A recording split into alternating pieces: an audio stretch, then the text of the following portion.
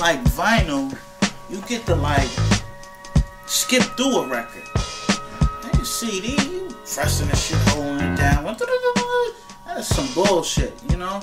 I will search for albums and I will continue to dig until I can't dig no more.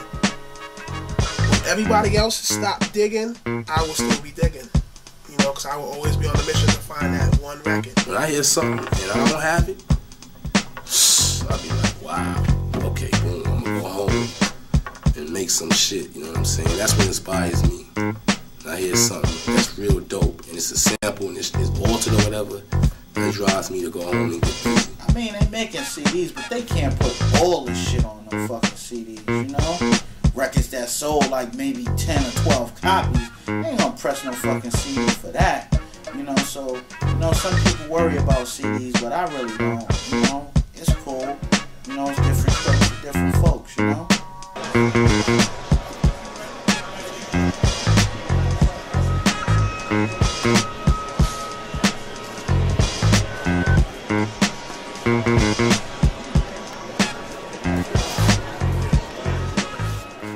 Sampling is the foundation of all hip-hop music. You know, that's where this started from for us, from DJs back in the park, catching a break, bringing the break back, you know what I'm saying, and keeping it going, you know, to somebody being able to sample and chop it up. That will always be, you know, one of the elements of hip-hop, man. Always. Beat digging. You know, because it's nothing like finding a fucking record. It's a rush, man. You know, you could be a guy with without a dime in his fucking pocket. And when you find that record, man, you feel like you got $1 million. You feel like $1 million. I'm addicted. I must say I have an addiction, not a drug addiction. Here's a really fun notes. A liquor addiction, cocaine, all that, no. Just records. Records. I gotta buy records. Elements of hip-hop, which controls a lot of other music now, from commercials to rock and roll to R&B, comes from samples. It comes from sampling. That's where it starts at. That's where it's going to end at. That's what it's always going to be.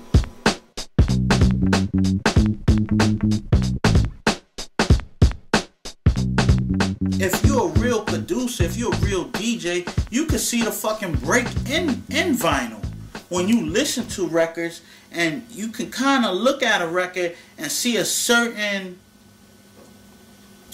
ridges, a certain design in a record that tell you, hey, let me skip to that part of the record. Once you DJ, you know what I'm saying, it's like you automatically become a producer.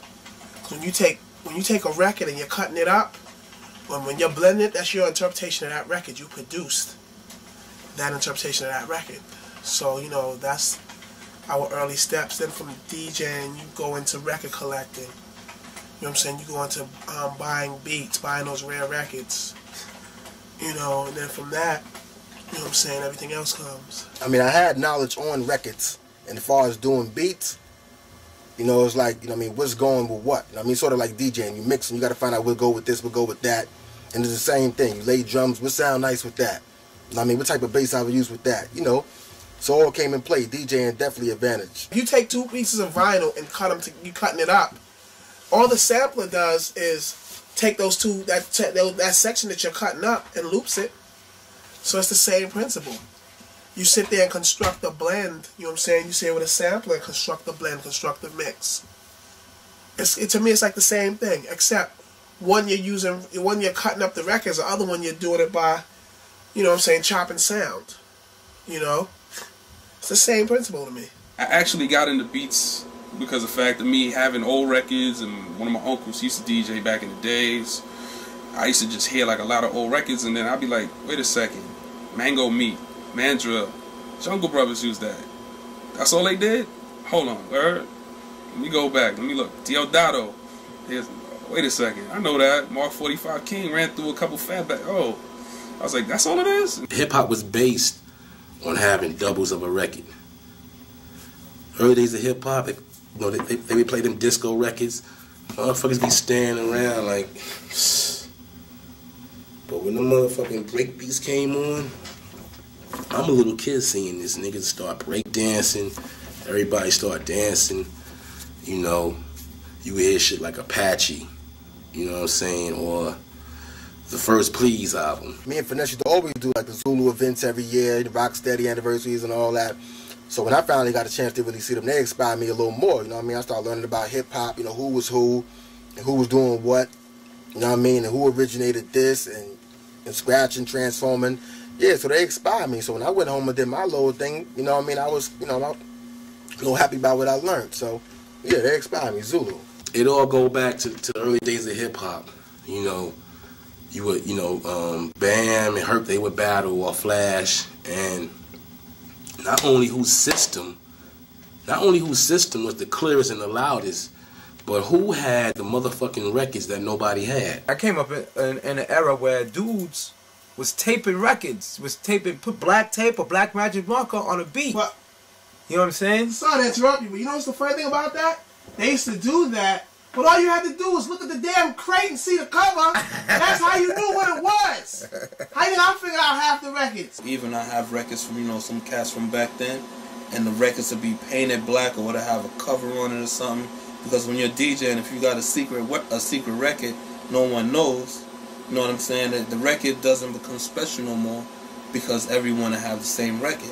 So I think the same thing happens with samples, because it's like, you want to keep the sound of what you're doing, so you keep it within your cipher. Information is vital. If you gave everybody the same record, when the song comes out, it won't be special. It was always secrecy from day one. From day one. I remember when Daisy Lady came out. Even that record, a lot of people wouldn't come up off the name back then. Everybody was calling, Seven Wonder. But that wasn't the name of the record, you know what I'm saying? That's just for one example, but to answer your question, it goes back to, to the early days of DJing. A nigga ain't want you to know what he was cutting up. Like, I remember going to a party in '81 around the corner, and it was always this beat that I heard, right? And the drums was real crazy and real heavy on it. And I always heard it on the hip-hop tapes, but I never saw a DJ play this record. So this kid named Jacob was throwing a party in his basement on Evergreen. And we went to the party, and I heard that beat.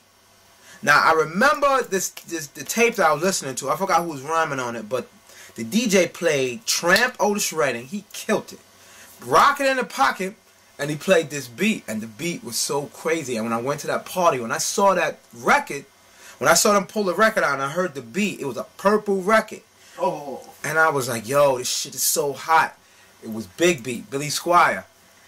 When I looked over at the DJ joint, he had the tape on it, and I was like, ah, man, this record is so crazy. But like my brother just stated, dude put it back in the cover. It was a guy on the cover with a long-haired, a white dude in the room with 2-inch tape all over the place. So I was like, okay, I'm going to remember that. And the name of the album was Billy Squire, Tale of the Tape. That's right.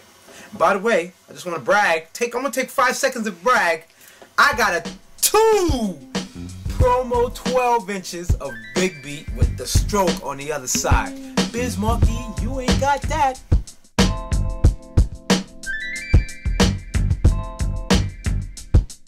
I started DJing maybe 79, 80. You know what I mean? I was 10 years old. And living in the South Bronx, I used to see a lot of groups come to our area, you know what I'm saying, to set up right downstairs in the park. And I would be at the ropes, trying to see what they was playing. The whole thing that got me involved in hip-hop was, the beat thing. You know what I'm saying? I was just crazy about that shit. I would go to the jams and they be in there playing some disco bullshit, and then at some point during the night, you knew whoever was on the turntables was going to throw on something. And that shit hit me hard. I started digging you could say 79. I remember when I bought Paradise by Shangri-La on a 12-inch. You know what I'm saying? I had to be about in 7th grade. I mean, I started buying records at in '79. When I was 9 years old. You know, first with like, you know, hip hop and like even like pop records, like 45s, just stuff that I just wanted to have that had like dope beats on them. And then a few years later, I started getting into actual breaks and stuff like that, and like realizing like where stuff came from and stuff like that. And then I started picking up on, you know, originals, a few here and there. Found out about the ultimate breaks and stuff like that, picked those up, and then from there it was just like, it was just a mission. Just, you know, everywhere I could go, finding stores that had originals and stuff like that. You know, I always loved music from my first album, which was Funky Technician. You know, I used to sit in Premiere House and Show House and Diamond House, and we sit there for hours listening to loops, you know? Just loops. No fucking drums to them or nothing. You just play a loop and I go, well, fuck that.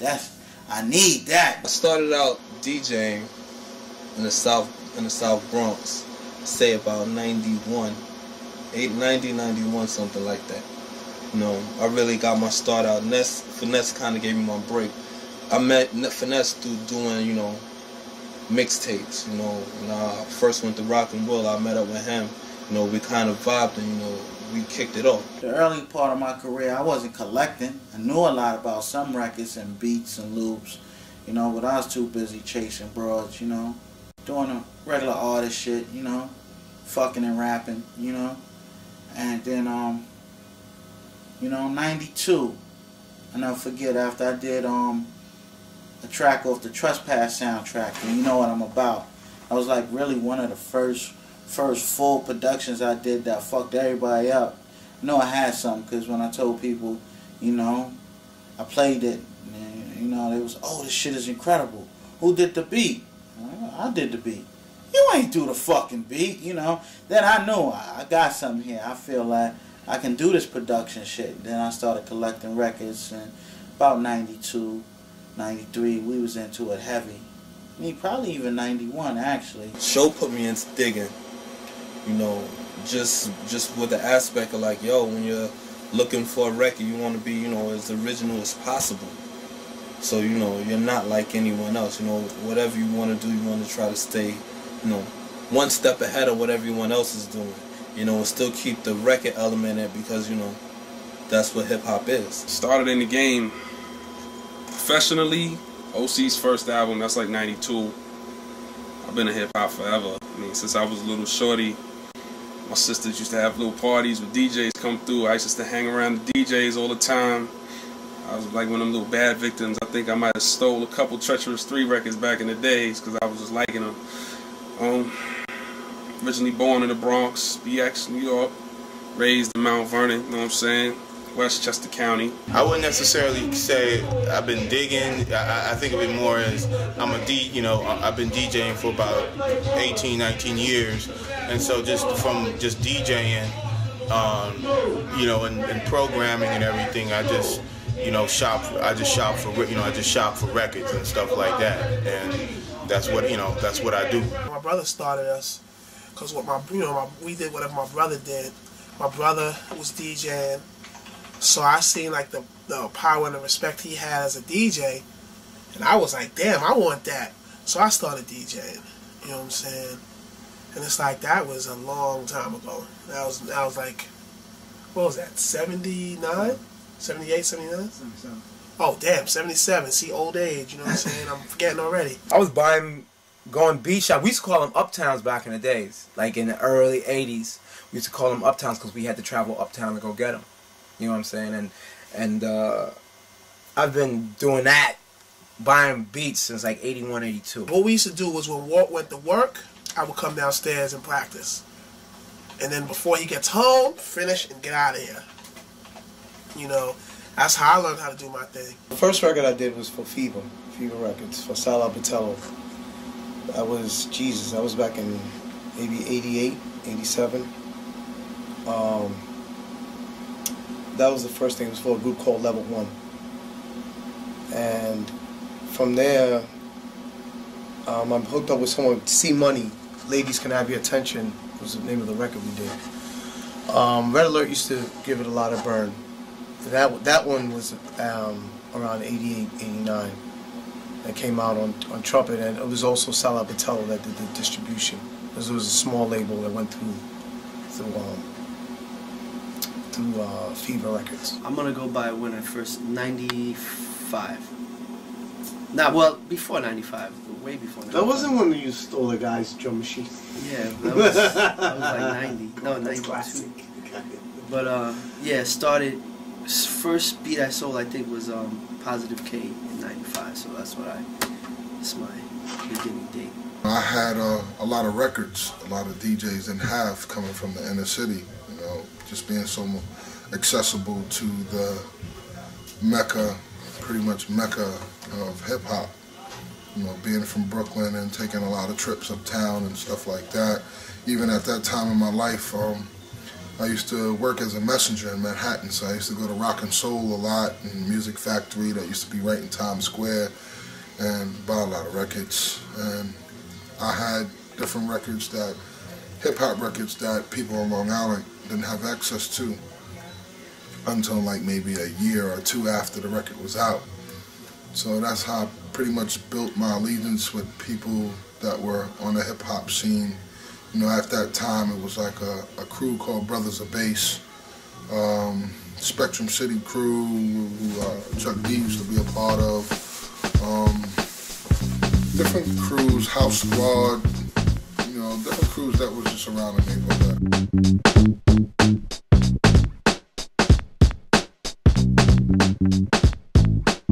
DITC is like, it's like a fucking tree, and I say that because the roots was really showing Diamond to me. That's like the foundation.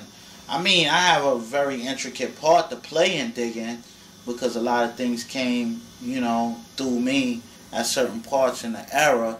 But I think through them too, the art of digging, to me, when you say digging in a crates, nobody ain't been saying that shit before we said that shit, you know? You can't tell me an artist or a crew that says, yo, we been digging. No, we been that shit, you know, since the fucking beginning, you know? And it really starts to me with them two. I say it first started with me and Show, you know what I'm saying? We both were like, you know, we both were DJs, you know, in our projects, Forest projects. He stayed across the street, you know what I mean? And we used to go to each other's house. You know, he'd be like, yo, I got this. He'd come to my house, I'd be like, yo, I got this. I used to watch them as a kid at jams, you know, Diamond DJing or Show DJing. Diamond had beats and a craftiness way of cutting, and Show was just a bad motherfucker on turntables, you know? First person I met from digging was Diamond. I just hang out with my man, this kid named Barry Black, was down with Zulu Nation, and he introduced me to Diamond one day up in the Bronx by 241st Street, walking down the street. I knew him from then, and we was cool. Growing up as a kid, you know, we would listen to the Zulu Nation tapes, Cold Crush, Flash, you know what I'm saying? All that did was just fuel me, because I was like, damn, these niggas got mad records. This character here, I never forget, you know, it's a pathway, you know, that I used to go to my high school, you know? It's like a shortcut to get to the high school. And I know, pass through the pathway, you know, he window, blinds down, you know. I used to, psst, psst, yo, Ness, yo, what you doing today? I'm going to school. You know what I'm saying? Come up here, man. Hang out, you know. Got a few chicks coming through. Got some weed. I wasn't even smoking weed back then, but you know, nigga gonna be making a tape. That was the key word. Oh, we making a tape? A word? I'm gonna get the rhyme, you know? And nigga used to just cut out of school. Motherfucking homeroom, you know? Sit up there till 4, 5 in the afternoon, rhyming, listening to beats. You know, that's where a nice part of my knowledge of James Brown and certain breaks and cuts came from.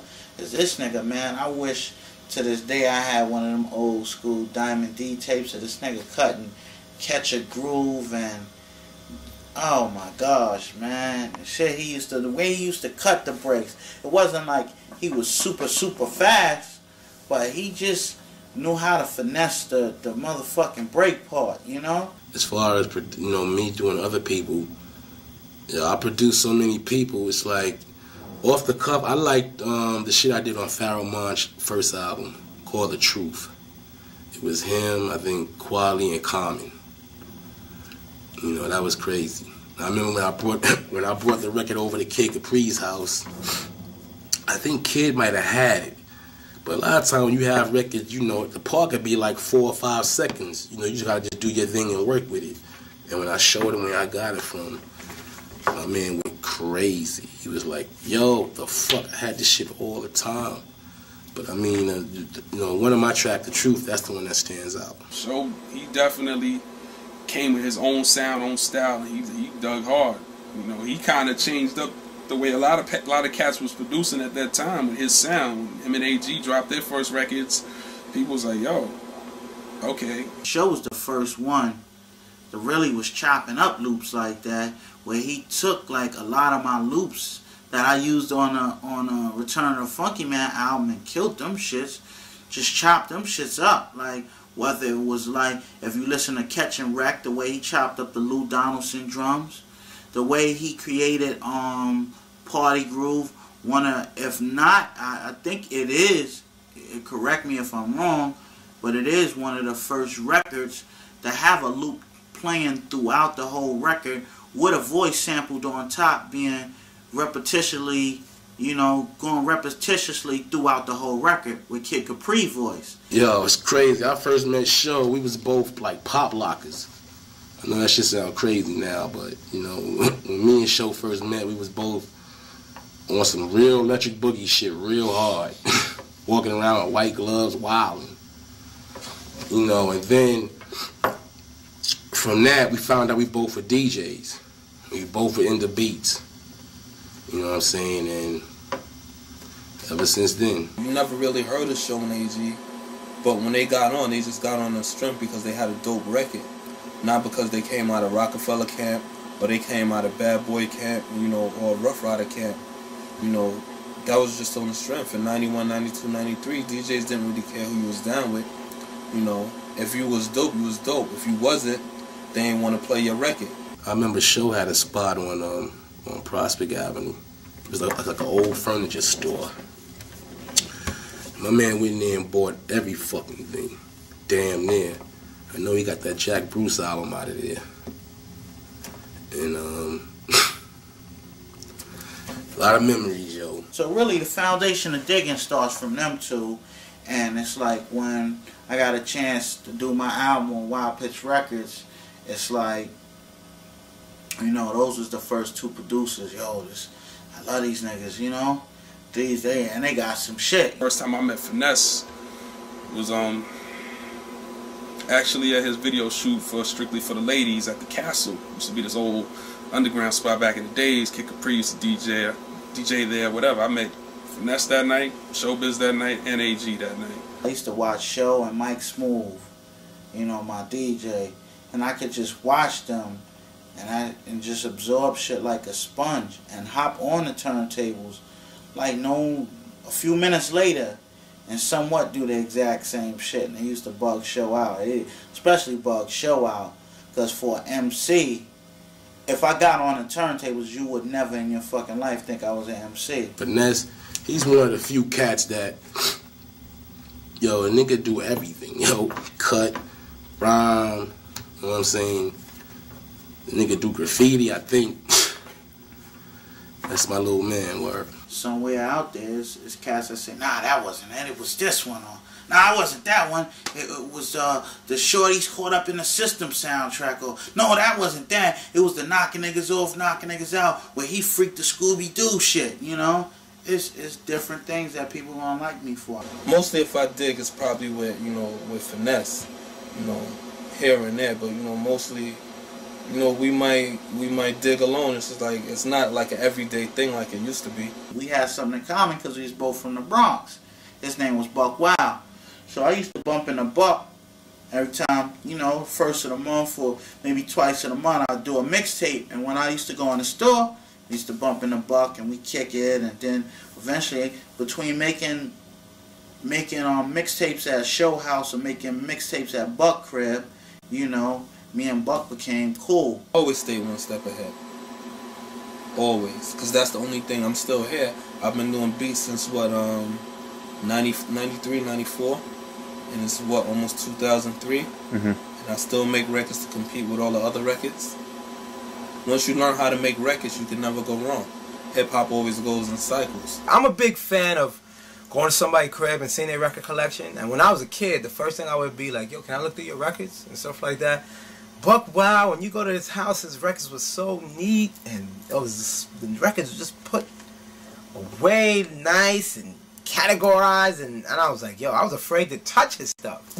But this dude, man, this dude's hustle game is so incredible. He's the reason, he started the whole get in people's face, I'm going to such and such session, so they're going to hear my beats type of attitude. Buck Wild is the originator of that. Well, of course, people know Biggie, Black Rob, Jay-Z, Fat Joe, OC, Show and AG, Law Finesse, Diamond, Faith, Lone, Puff. Wow, you know, list can really go on. Beanie, Bleak. My God, the list can go on. I can't think of everybody. We'll be here forever. But you know, I have a pretty impressive discography. You know, a lot of stuff that I've done has been solid. A lot of fruits was created on that tree, whether they give credit to the tree or not, you know. If it wasn't no digging, it'd be no Fat Joe, which would be no pun, be no Terror Squad, you know. If it wasn't for me discovering Buck and Buck discovering LP, it'd be no LP, you know. It'd be no OC. Everything is really created at the roots, you know. And if you want to get really, really, really deep into that, if it wasn't no Diamond, wasn't no Show, and wasn't no me, it'd be no Big L. If it wasn't no Big L, it'd be no Cameron, be no Mace, be no McGruff, because all of them was inspired by Big L. When Big L, they called Big L Lamont, that was his name. They called him Lil Mott Mott, you know? So when Big L got on, they was influenced and inspired. They were, oh shit, this rap shit is for real. We had like a different sound from other dudes, you know what I mean? Back then when Show and them first came out, you know, they was in the jazz era.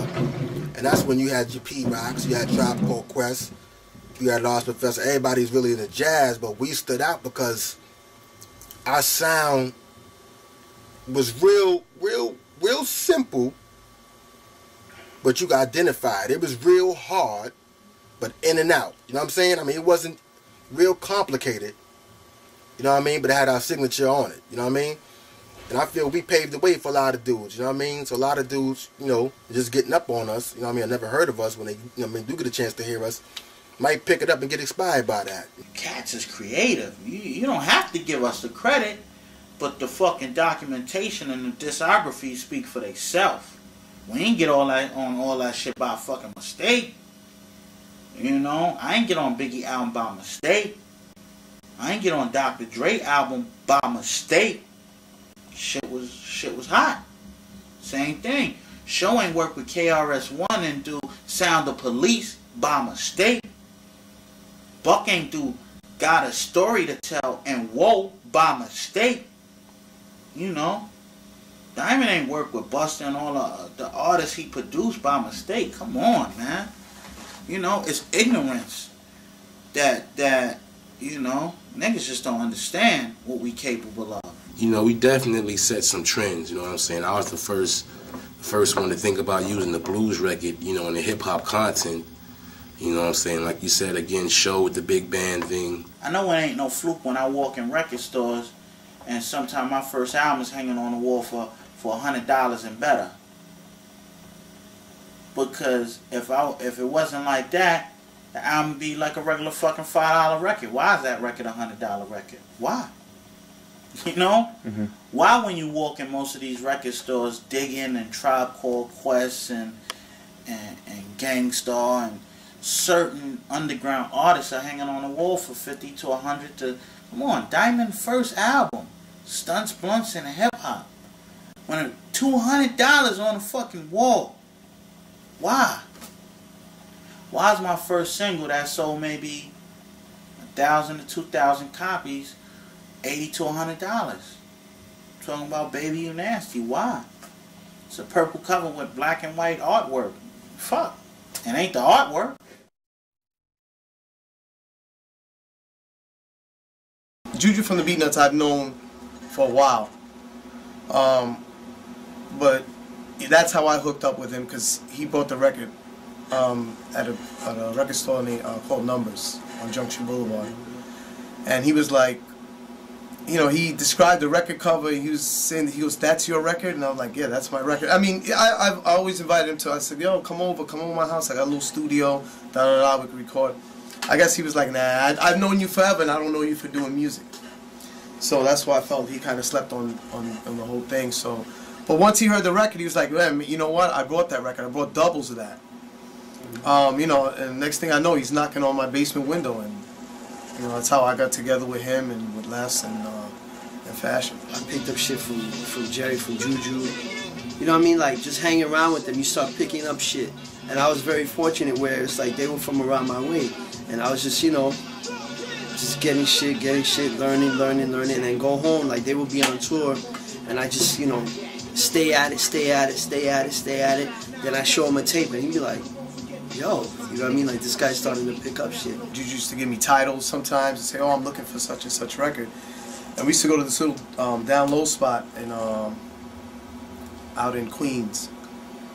I think it was called Breakdown Records. And I mean, it had to be, you know, like, it was one of those spots where it's like, okay, whatever you're looking for, you know the name of it, they're gonna have it there, because nobody knew about it. It was like almost untouched. I think maybe Large Professor knew about it. About the only person. So every time Juju say, "Oh, I'm looking for such and such record," you know, he'd be like, "Listen, you know, I'd find it. You know, it's like, oh, I'm looking for James Taylor." I was like, "Oh, which James Taylor? I see, you know, I've seen a few of those." "Ah, the one with the pencil writing. Writing, you know, has something with writing in pencil or something like that. It's a white cover." Okay. 5 minutes later, I find it. So, you know, I mean, it was an ongoing thing. So he was like, "Oh, listen, man, I'm not telling you about any more records that I'm looking for, because you always find it before I find it." I knew Juju because I went to high school with him. But, you know, we were into other things back then, you know what I'm saying? We were, you know, Juju was always, damn, son. Juju was always a DJ. He used to run with this kid named Born. And Born and Juju used to DJ together. And I remember my brother went and rhymed in Juju's crib when Juju was just DJing and shit like that. When I first started getting with the Beat Nuts, I told them, "Listen, you know, can we just, you know, I want Vic, produced by Vic for the Beat Nuts." They were like, "Nah, it has to be, say, Beat Nuts. Like, we're, you know, it's a whole group. We're the Beat Nuts. So it can't be, you know, like, that's, you know, you getting your credit, like, kind of separating yourself from us." So that's what kind of happened there. But, you know, all that earlier stuff, like the Pete Nice and whatever, you know, it's like, you know, Curious George, you know, say Beat Nuts, but it was me. Well, actually, the Pete Nice I did with Lester, so. I wasn't really into that shit back then, and to be totally honest with you, neither was Juju. Juju was on some, like, other shit, you know, so was Born, and they were just doing the DJ shit, you know, on the side, but, you know, they got more and more into the music. There was one point where, you know, we were so busy doing remixes. You know, everybody wanted that street sound. It's like, okay, we have this radio version. We even had MC Light. You know, we did remixes for MC Light at the time. Naughty by Nature. One of Ice Cube's group, Lynch Mob. Ice-T we worked with. You know, they just wanted, okay, they have their version. It's more radio version. It's, okay, now we want, you know, some underground sound and stuff.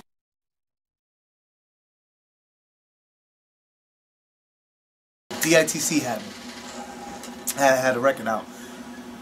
We liked the record, so we were like, "Yo, let's do one. This is what we do, man. You know, like let's make a record, you know, about beat digging." So you know, that's how that came along. You know, so it was like I was almost like forced into the thing. I didn't want MC, and you just like, no, you're doing this. This is, you know, this is the one. This is one cut that you have to be on. There's no ifs, no buts about it. You got to be on this one. I'm Mr. Wall, I'm an asshole. Hello, everybody. Do. It's Mr. Wall, Beat Minus. What's up? It's DJ Evil D. You know what I'm saying? DJ for Black Moon. Beat Miner. A lot of things I do. Engineer. You know what I'm saying? protest my brother's corny beats, other things. I'm the only one that got hip hop in his heart. The other one just eat hip hop. Hip hop is me. Your mama. Not Evil D. He's corny. Walt was in this group called Potentially Dangerous, and DEA had this record called The Beat Miners, which told a story about how cats would dig for beats. You know what I'm saying? I think that's how Walt got the name Beat Miners. Before Beat Miners was Beat Miners' name was Black Moon. It was Black Moon Productions. You know what I'm saying? But once he came up with the name Beat Miners, me, Buckshot, and Five ran with the name Black Moon. My pops, he used to bring like a whole joint of records home when we were kids, and man, he just got me into that. You know what I'm saying? Records is just me, man. You know, I'm addicted. I'm addicted to this.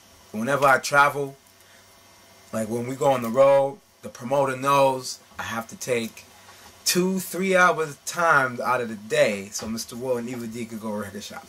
Walter dig up something that's bananas. Yo, this record is hot. How you know it's hot? Because the cover got yellow on it. And it'll be hot. Yo, this record is hot. What do you mean it's hot? That's such and such. But did you hear this breakdown after the third riff? You know what I'm saying? Like, Walt studies. Like, Walt, I don't know what it is. Like, he walks around. Maybe he got like a crate in his pocket or something, but he studies records. We had a little joint called Finster Baby. Dan, who got the props, we did that Very when local. they got their deal on Nervous. Who got the props took us around the world and back, you know, and it established Beat Miners as dope producers. And then when we came with How Many MCs, that finalized it. Then from there, everything was up and up. Men vs. Many, Mike Geronimo. Life Check, Mike Geronimo. OC Dangerous. This always happens.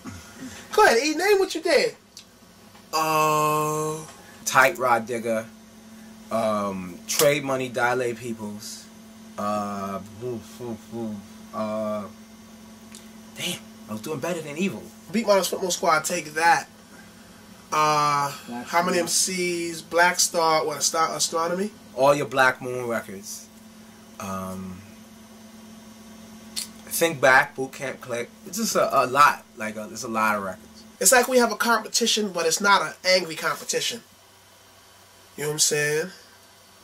You always want to make the better beat. So you're gonna sit there. You're gonna want to buy the better records to loop up. You're gonna want to be the. I want to be the guy, the cat that can chop the MPC down or chop on the SP real good. You always want to be the best of what you can be. It's like a tape that has all the original samples. Like, for instance, what we had on that first tape was like Off the Books, that original sample. You know what I'm saying? Like, it's just the break that they used, not the whole song. Because a lot of the songs that, you know, people don't know. Because we always get complaints. Why don't you play the whole song? It's like the whole song is actually not that dope, or you wouldn't really be interested in it. It's just that one break that they use. That's like, oh, okay, that's where they got it from. You know what I'm saying? So we were just doing it like that, just from break to break to break. And it's kind of like when I was a kid, you know, and I used to see, you know, a lot of guys at parties and stuff like that, you know, just playing breaks. So they would be cutting up Peter, you know, they would be cutting up Bob James or whatever. You know what I'm saying? And they would just be playing that one part, even though the whole song is pretty dope. But there was a lot of breaks like that, you know, like the Thin Lizzy break, you know, Johnny the Fox, you know what I'm saying? Like, they would just be cutting up that one part, not the whole song. And so we kind of like felt like we should continue in that. Personally, I don't even consider mine to be mixtapes. I consider them productions, you know, because I feel like I'm producing it. I approach it the same way I would approach doing an album or a record. You know what I mean? So, you know, I try to just bring as much entertainment value as possible to it. That's what I like about a tape, is like, you gotta really surprise me, you know what I'm saying? Like, with some different shit. Like, pull out something that you wouldn't ordinarily think that somebody would know. Even if it's a real short sample. I think those are the ones that are like really dope to me. If you listen to them, you can see there's a constant theme going all the way through. Like one I had called Drugs, which I built this whole theme around kind of like an analogy between records being drugs. And I you know, got all these samples from these like old drug addict records, you know what I'm saying, and threw that into the mix and made that all fit.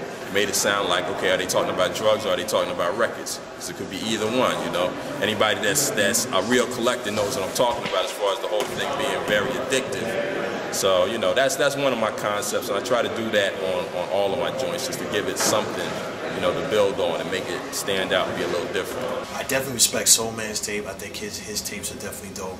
I like Supreme's tapes.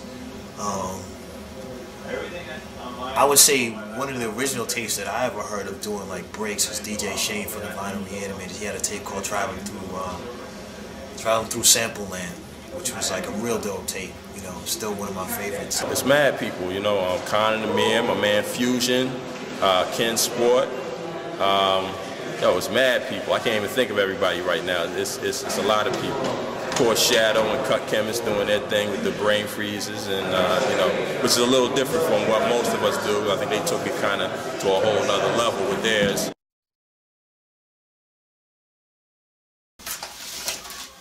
I look for all types of shit I don't have. It's never a particular thing.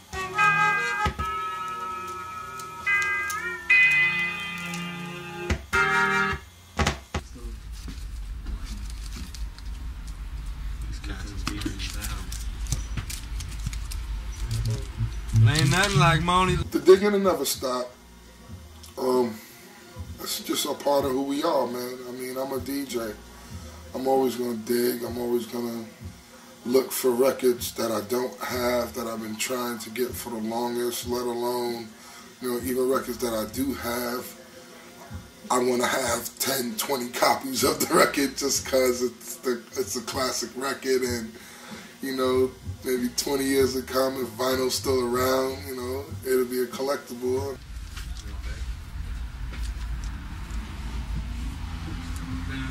That's what I'm about to do. I was about to do that. Like school is school with cold money. This is like an original B-boy record for real. Spend my last dollar, homie. To be blessed to go to so many different countries and learn about other styles of music, you know, that's an inspiration on what we do creatively. To be able to go to Brazil and buy some Brazilian records, and Japan and buy Japanese records, you know, Japanese music. So it's a blessing to now be able to go around the world and explore and get other styles of music. I think the furthest I've been was to Vienna.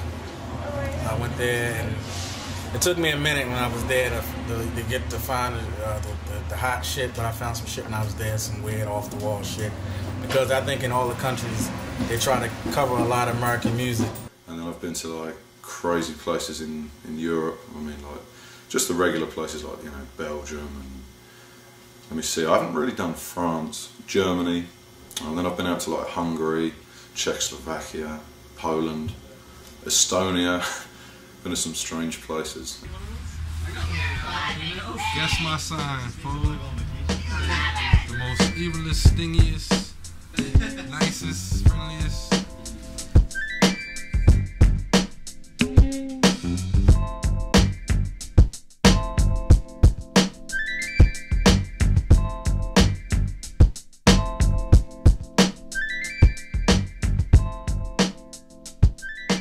Our store's mainly about what we don't buy and what we don't stock, you know, and there's a lot of stores. I mean, the general thing is you go to a record store and you dig through a lot of junk, a lot of the same old records to find particular types of stuff you're looking for, and we've reduced that down so that a lot of the records that you just don't want to see again, you will never see them in here. A lot of stuff does come in over the counter because we're in New York City. It's a great place to find vinyl. It's so many people over the past 30, 40, you know, ever since I've been making music, New Yorkers have been buying it more than a lot of other places around the country. So there's a lot of stuff that we get that walks in that I know people around the country and around the world are very envious of. So that's really a plus to the store. But we do go into the warehouses, we do the record shows, and we do you know, they say pound the pavement to find this stuff. Going around the store here, we've got disco, R&B, some reggae, hip-hop, soul, funk, jazz, soundtracks, Brazilian. It is hard to come across new things that people don't know about, and that's why I'd say the market or the collectors are starting to really get into obscure stuff from really strange places of the world, but even that's very limited. So it is a rare thing that I find a new record that really is mind-blowing that no one knows about.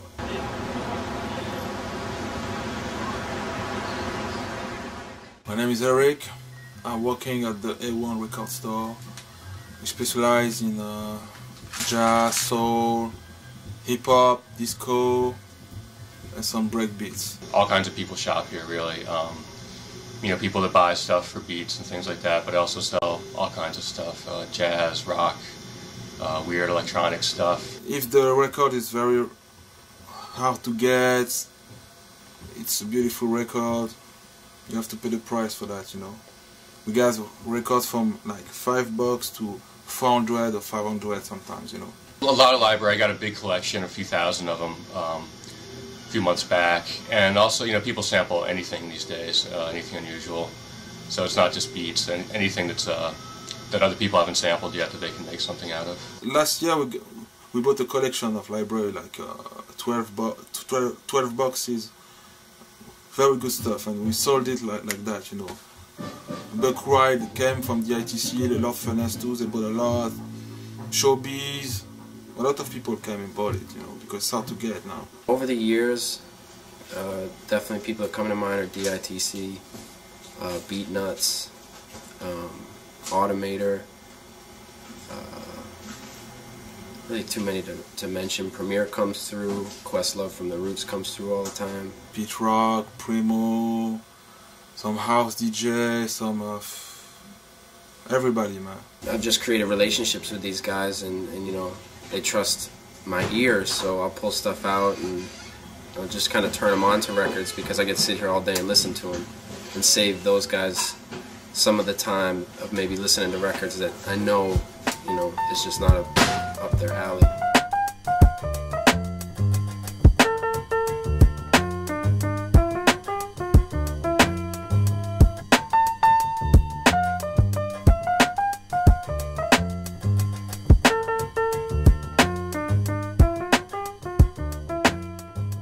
For me, a record show is for everyone that's going around that's really looking to find that old vinyl that they can't find anywhere else. Really, to me, I like to think a record show is for cats to come together, converse, get up on some new titles, you know, put your next man on or something. Basically 80s, 90s hip-hop, breaks, you know, gotta give you a price. Look at this right on camera real quick. MC Light, paper thin, mint condition, 15. Strictly drums. I got the hardest drums. You know, everybody goes around and, you know, you might ask a deal if you got some drums, if you got some samples, but when people come to me, they know they're gonna get something hot. It used to be drum breaks, man, but now people want to hear a little bit more on the record. You know, if the record got a drum break, that's like a plus now. You know, many people want to hear stuff that's funky, slow, fast tempo, whatever, but, you know, just something funky that's good to listen to, maybe good vocals in it, some good singing, not just mainly breaks anymore, because sometimes you might pay $70 for a record, if it's only got a drum on it, and you use the drum up, what else can you do with it? Basically the early 90s stuff, like, you know, like Lord Finesse, you know, say, Lords of the Underground, Pete Rock, you know the good underground stuff. Even a lot of the 10 on that, Papa. A lot of the obscure stuff is like really brings the money though, like the little label stuff. Something like, for instance, I sold today a record called Kevsky, and really rare record. It's sort of like a late 80s joint that like Red Alert would play. And my man right here on the camera, he bought this joint called Blew Up the Bridge, which not too many people know about. That's a hot joint right there. So if you know joints like that, you know hip-hop. You know, I've been selling beats for like the last 10 years.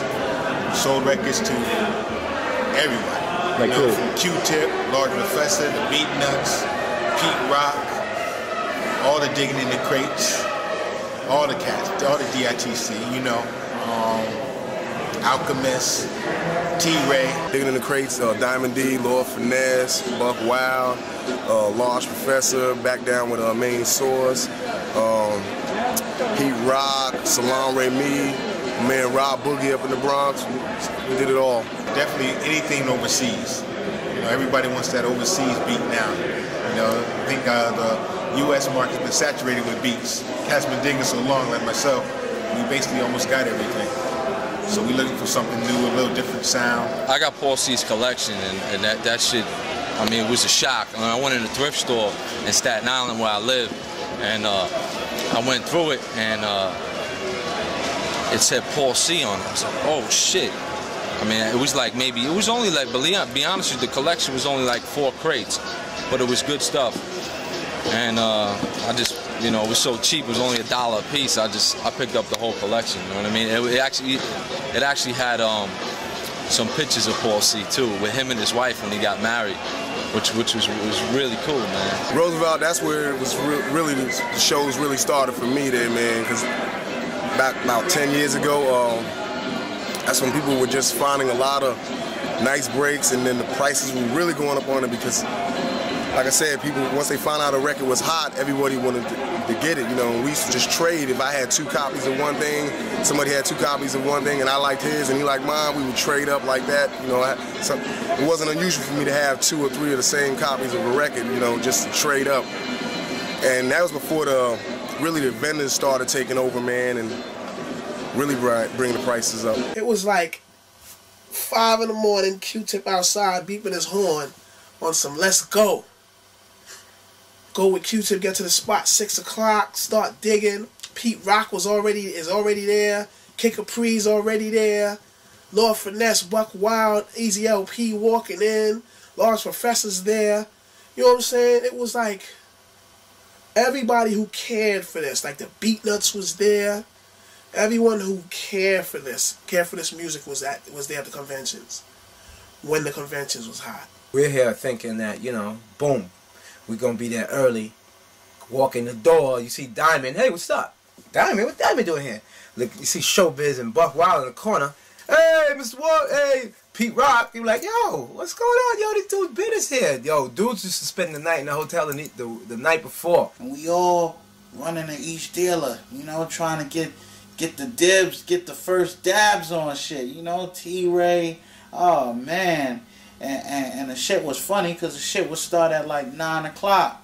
We in that motherfucker like 7 in the morning. We pay like 20, 50, whatever it took to get in that motherfucker a little earlier, you know, niggas would do just to, you know, just to be the first to get shit. The only thing I didn't like about fucking Roosevelt is like, you go to one guy, he's holding all the fucking records for PM Dawn. All the records. It's like, hey, you weren't playing that for me. He said, yo, I'm not opening my table for nobody until Prince B from PM Dawn gets here. We're looking at this dude like, what? Yo, you got like representatives from Black Moon, Pete Rock, Sail Smooth, Tribe Called Quest, Digging in the Crates, Beat Miners at this table, ready to give you money for records, and you're telling us no because you're waiting for one guy to come? Like I said, Prince B, I'm not dissing you. I like you. You're a good brother, man. You know what I'm saying? And PM Dawn bring impact on the game. But what I'm saying is, come on, dog. Why? Yo, we all, our money is green just like yours. But I'm not hating on you. I like you. I don't know, man. I don't know. I just really, that left a sour taste in my mouth, and I never went back to the Roosevelt after that. They knew that, you know, Big Man was going to drop, you know, $3 grand without even scrutinizing the records. You know what I'm saying? We all would beat crazy, but motherfuckers ain't idiots. You know what I'm saying? I mean, you know, if you getting it like that and you can drop $3 grand, you know, on 3 or 4 grand on a stack of records that, you know, it might only be shit. It might only be like 4 or 5 things on there that you could really use. Once you get a record, you'll have 10, 15 people with the same record. Because as that dealer goes somewhere and he finds a record, he's finding more than one. Because I know I went to the convention and traded records with some of these dealers where I gave them 5 or 6 copies of the same record and they sold it to these same people. They went from being for the record people to a novelty act. Like, they started having DJ battles and rhyme contests, and you know, you go in there to collect records. You're not going there to see DJ such and such battle and this and that. And then the favoritism got in the game too. You know what I'm saying? So we wasn't trying to see all that. One person used the record. Busta Rhymes used the Seals and Croft for Put Your Hands Where Minds Can See. Before Put Your Hands came out, it was like $3 you saw this record. When Busta did it, it's $50, $60. That was unnecessary. Come on. I mean, I understand it's a business, but come on. Make it another reason why you made it for $50, $60. I find dollar records, that is, you know, and that's the truth, because they all start at $1. The guy that showed you that beat and it becomes so popular, he got it for $1.50. He didn't pay $200 for it. He didn't pay $50. Yeah, you know, he didn't pay anything for it. He paid $1, $2, $5 tops. Now all of a sudden the fucking record is $200-something. No. Fuck that. Like right now, Sound Library and A1 is what the conventions used to be. You know what I'm saying? Sound Library and A1 Records. It's like going in there, I feel like when I used to be at the conventions, because you're in there, you're digging for records. They're playing different beats on the joint, you know, they're playing different records in the background. So it's like, you know, you gotta get that feeling there. I'm not really going to pay. I mean, to me, honestly, it's like I don't pay more than $20 for a record, and $20 to me is like as if it's like some hard to find stuff. Right. I'll just wait till I go out of town and hit the right spot for it. And that's how I used to do it, and that's how I'm gonna continue to do it. Like, you want to charge me this fucking price for something that I'm one of the fucking guys that were responsible for you selling, you know, for you having this fucking record store? You know, I'm one of the guys for you having this fucking, responsible for you having this record store. And you know, and you go charging all, you know, it's ridiculous. It's like I refuse. I'd rather, you know what? I'll go out somewhere, get records for $1 or $2, show you records, Spanish records that you don't know about, that you'll never know about. You'll only know about it through me. And that's it. Maybe through somebody, you know, maybe through, you know, Juju or less from the Beat Nuts that dig, you know, Spanish records. You know, but you know, you're not gonna know about it, you know, through anything else, man. You're not gonna find it. That's what I know. You know, the thing I like about, you know, some of the issues that come out is that they may have liner notes and things like that, and which are good because then they're able to give a perspective or talk about or discuss the music. Like I said, it's one thing to play a record, but it's another thing to just have a sense of where it comes from. You know what I mean? The people that say, you know, they don't like reissues, I think everybody's had the Ultimate Breaks and Beats, you know, as an example. It's like that's a part of hip hop culture. Reissues are cool because you necessarily don't want to take your original record out on the road. You don't want to take that $100 record out on the road. So you buy the reissue, throw it in your crate. I don't want to go ruining all these records that I've been spending, you know, so much time, you know, locating a copy of. You know, I make acetates, so I don't have to bring my originals out. You know, if I find one of my 45s on a Kev Darge comp, I'll buy the Kev Darge comp and play that. You know. Egon, like, he's, you know, he goes the extra mile, and maybe with the internet and stuff, it's easier to get a hold of people than it was back when they were doing those. Very rare that I buy a reissue. Mostly everything I try to make original. Fucks up the whole value of records. Fucks up the whole art of digging, because if you spend 2, 3, 4, 5 years to get these records,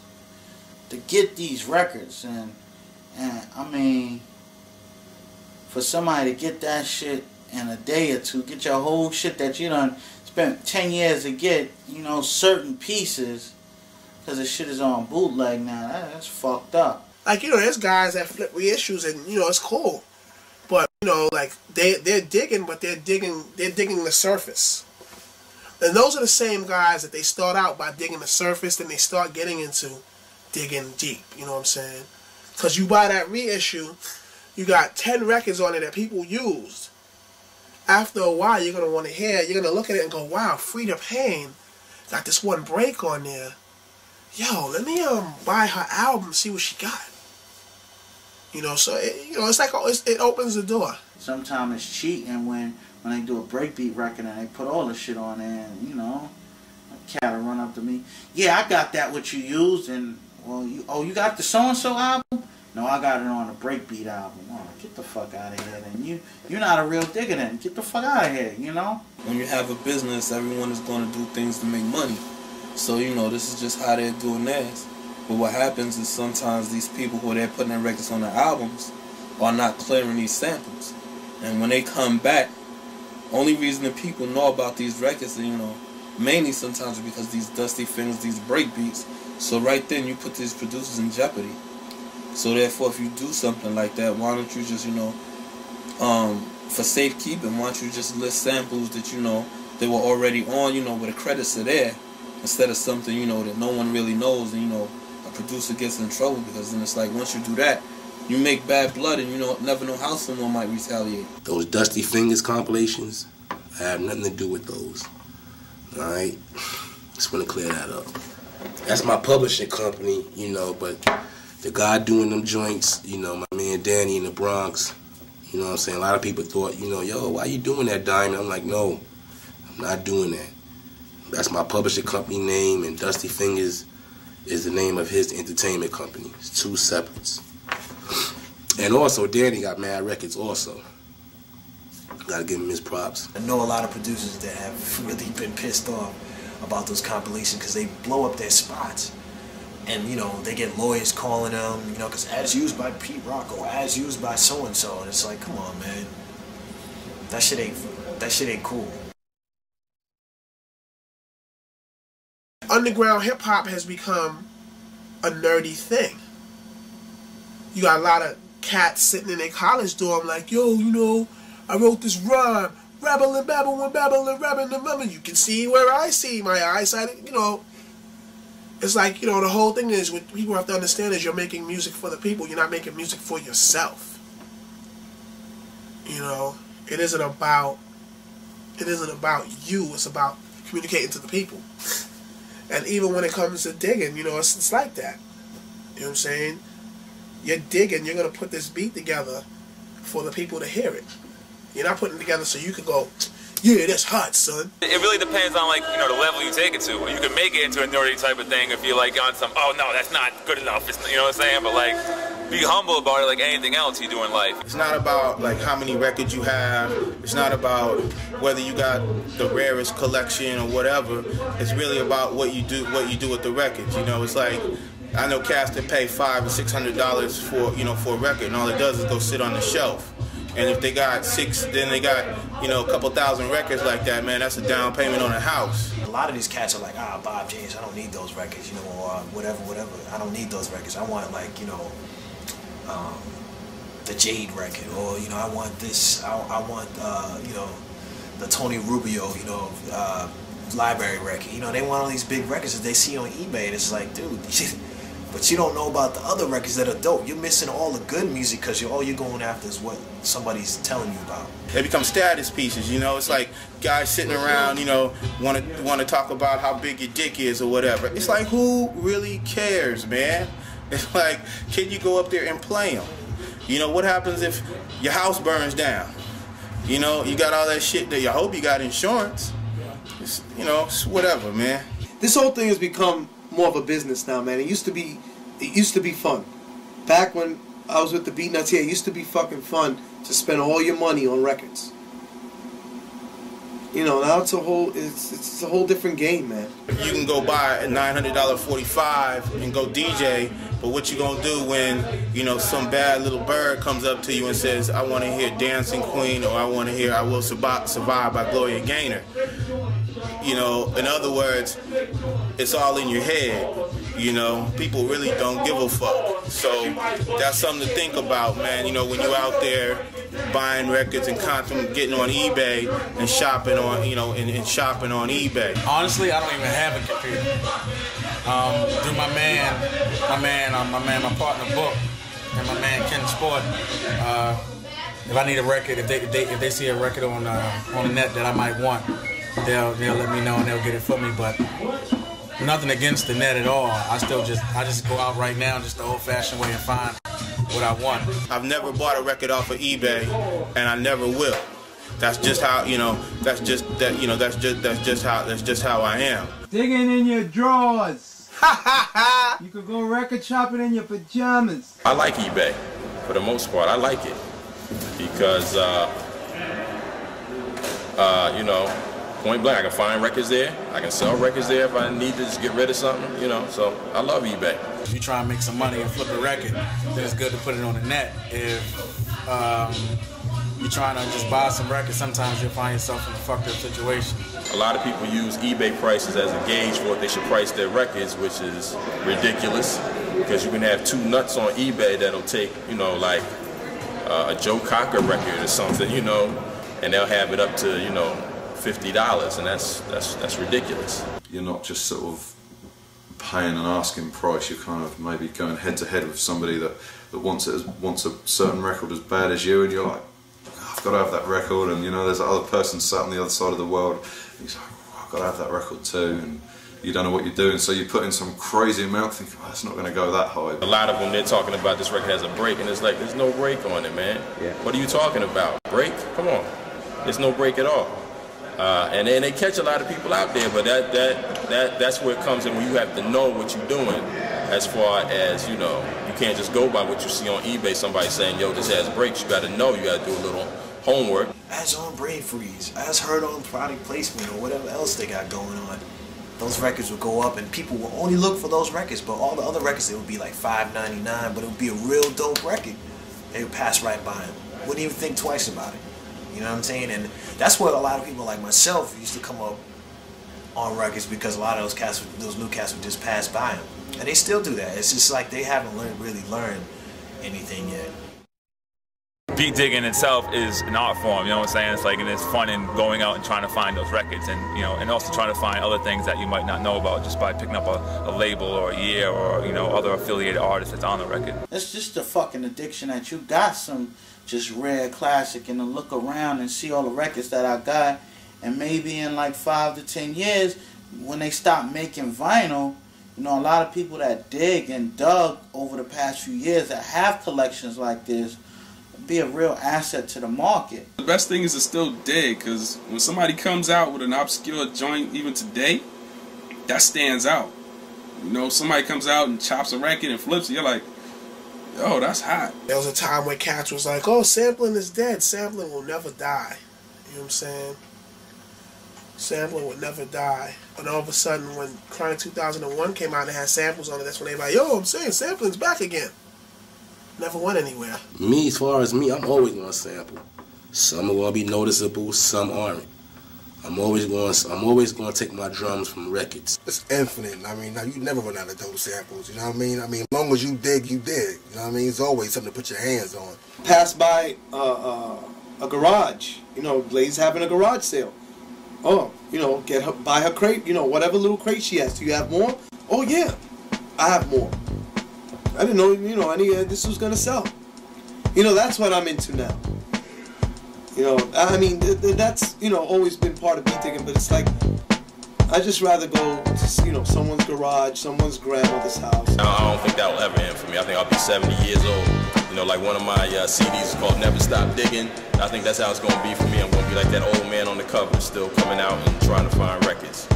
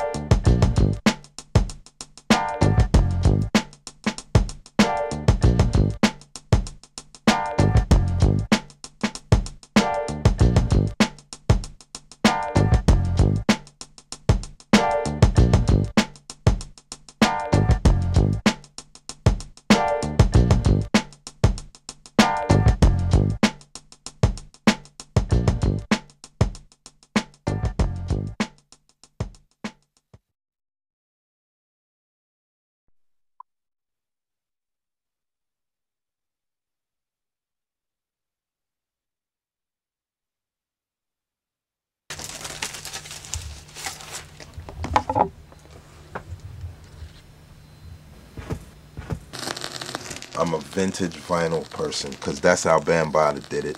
That's how Jazzy J did it. That's how Grand Wizard Theodore did it. That's how DST did it. That's how my man Eric J from the Hood did it. You know what I'm saying? We were record dudes.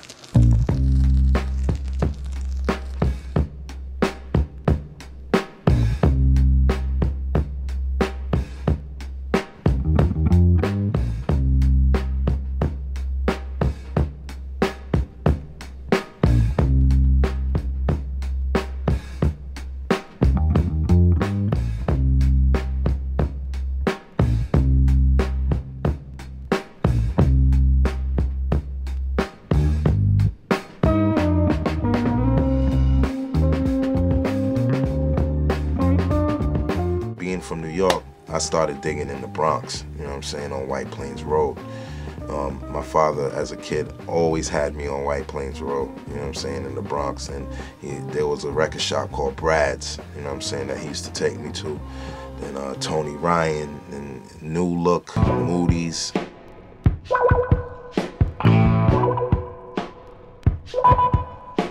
That's where it all started, before the sampling, before hip-hop records, before Rapper's Delight.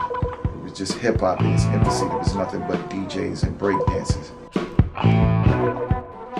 Bronxville Projects is where the Zulu Nation was started, you know, by cats like Bambaataa and Zombo.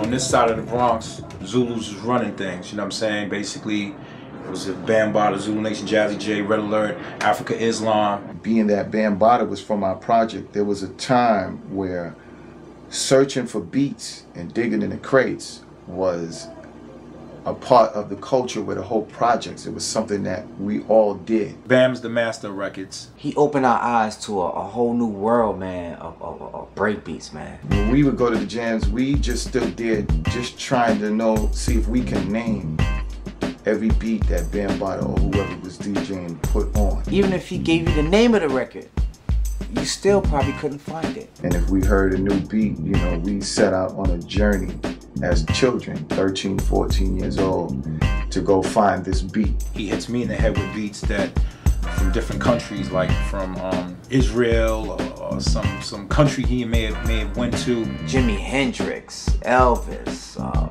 Engelbert Humperdinck, New Birth, whatever, man. If it had a break to it, Bambaataa was definitely cutting it up, man.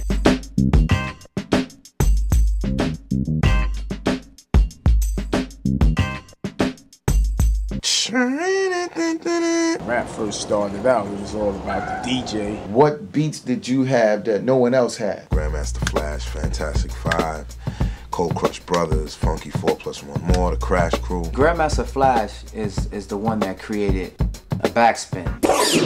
That's when you play a record and you backspin the record back to the part that you want. Grand Wizard Theodore, who I give all the props to as far as inventing scratching. Holding the record, holding the crossfader, and scratching the record back and forth and back while the other record is playing. If it wasn't for him, I wouldn't be here. A lot of these DJs wouldn't be doing what they're doing. I was uptown near White Plains Road. I was near Breakout. I was down with Breakout in the Funky 4. And I was Breakout record boy. When I was in 7th grade and I heard Hurt. And you know, he had Clark Kent, his beat boying for him. That basically changed my life. Because I had never seen nothing or heard nothing like that. If I'm not mistaken, it was Kool Herc playing records one after each other. I'm not sure if he had 2 of each record or whatever. I think by the time Breakout and all the rest of them came out, it was where you bought 2 of the same records. The first record I ever cut was like Freedom, the song called Get Up and Dance, you know what I'm saying? And it was like the ultimate break beat. The break beat used to be like the beginning of the record was just be a drum, or the part where like come on and get down, whatever, and then to just be the bass line. Thing with Flash and all the old school cats, what got me was when they started making the records, they were using live musicians. Rap was wrong when it got to records. You know, it was bands playing cover. It was like karaoke before karaoke. It was terrible. Couldn't figure out why the Cold Crush never put down what they was doing on the streets on wax. The Sugar Hill Band playing fucking I Can't Stop. Then you had the Pee Wee dances, all these synthetic records, and then sampling came out and just took over. Rap changed from the live band sort of stuff that Rappers Delight, stuff like that was done by like a Sugar Hill Band. People were tired of this synthetic thing. They wanted the live drums, the live bass guitar, with that old sound to it. I was like, wow, how could I bring that aspect that I was brought up in hip hop off of? How could I bring that to the wax?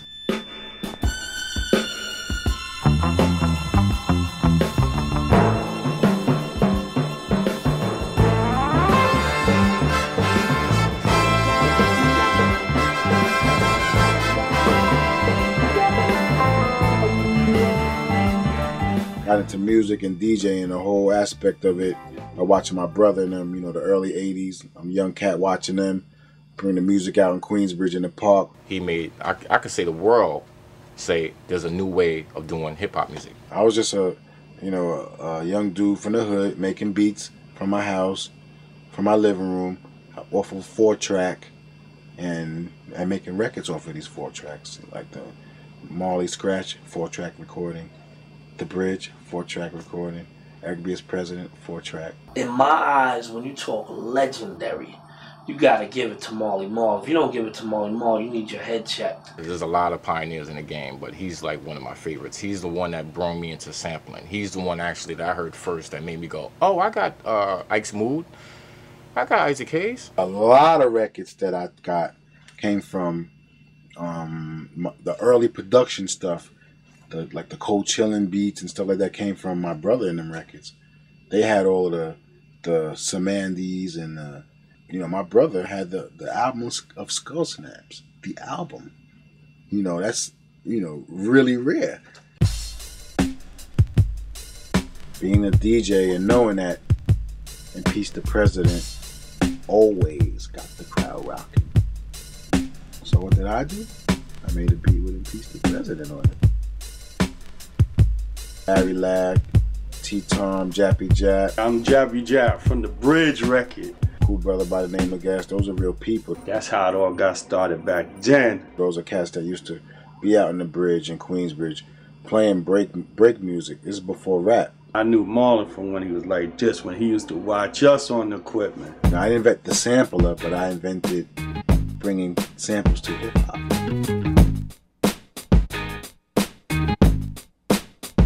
I had made a mistake and put the snare, John Davis and the Monster Orchestra, the snare from I Can't Stop, that's what it was. I actually went in by mistake and I had another beat playing and I started playing that snare along with the track. And niggas sampled the kick and the snare in that. And take that and manipulate it and make it into a beat and then use a sample, you know what I'm saying? And which made it sound really funky. Oh shit, I can make my own beats out of people's drum sounds off of a record. That's phenomenal. It was Mr. Magic's crew because he was Sir Juice. If you get the early tapes, you hear WBLS, the station with the juice. That was Mr. Magic. He was the juice. Loved Big Daddy Kane. Loved Cool G Rap. Loved Biz Markie. Loved Master Ace. Loved Roxanne Shante. Loved MC Shan. Dimples D was the first Juice Crew member. She was it was me and her first. It was just a strong entity of hip hop. They were a strong group. After Dimples D, she went her way and did her thing. I think that's when Shan and Shantae came. They were like the 80s Wu-Tang. And then I met Biz, and Biz was opening up with Shantae and Shan, being their beatbox while they do their freestyle. So it just came from there. The Juice Crew was Mr. Magic's crew.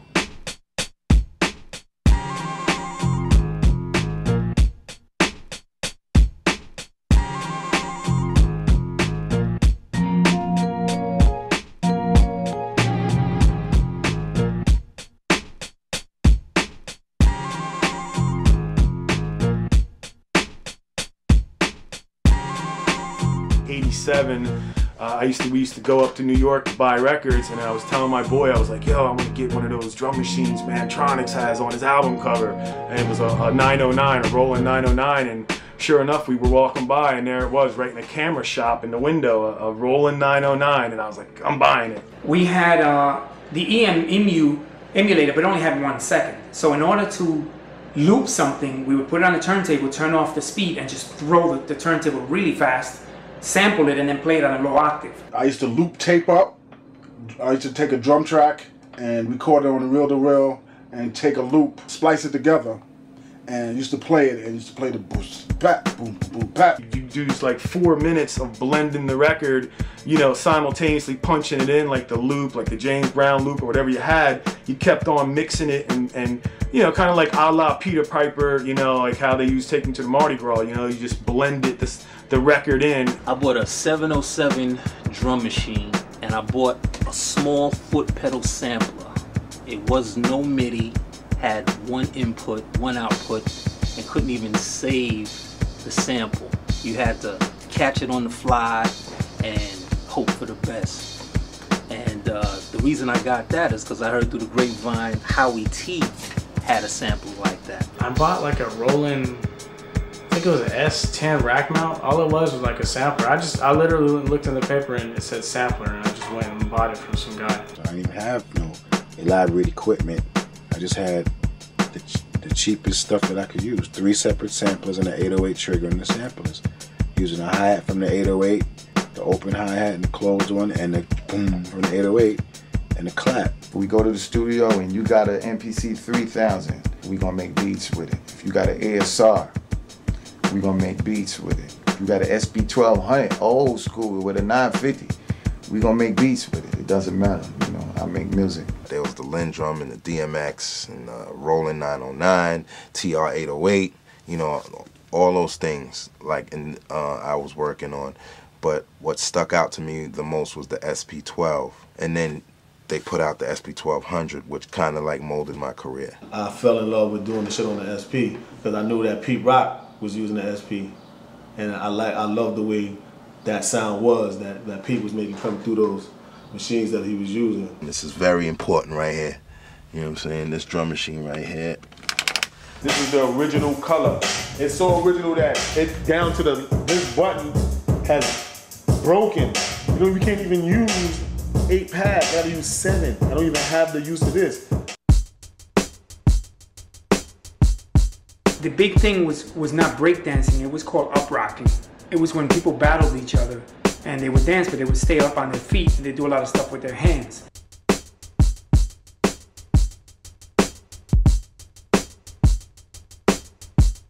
The biggest uprock record ever is Give It Up or Turn It Loose by James Brown. James Brown, he brought the funk, man. He brought the funk. When I started sampling, you know, I know that any James Brown loop or anything you was going to use was going to be a hit. The Big Payback, you know, Funky President. James has so many funky joints. He had to be everybody's single biggest influence. A lot of people say I'm the one that put James Brown back on the map by sampling him and bringing him back to life. Rakims, the Big Daddy Kanes, the Cool G Raps, the Roxanne Shantays, the Easy Rocks, you know what I mean? And, you know, everybody's rhyming, the Kid and Plays, everybody's rhyming to James Brown loops. Or back in the 70s, the late 70s, I used to go to people's house and ask them, do you have any old 45s? And they say, yeah, they right behind the couch. And I used to look through the records and see if they had anything.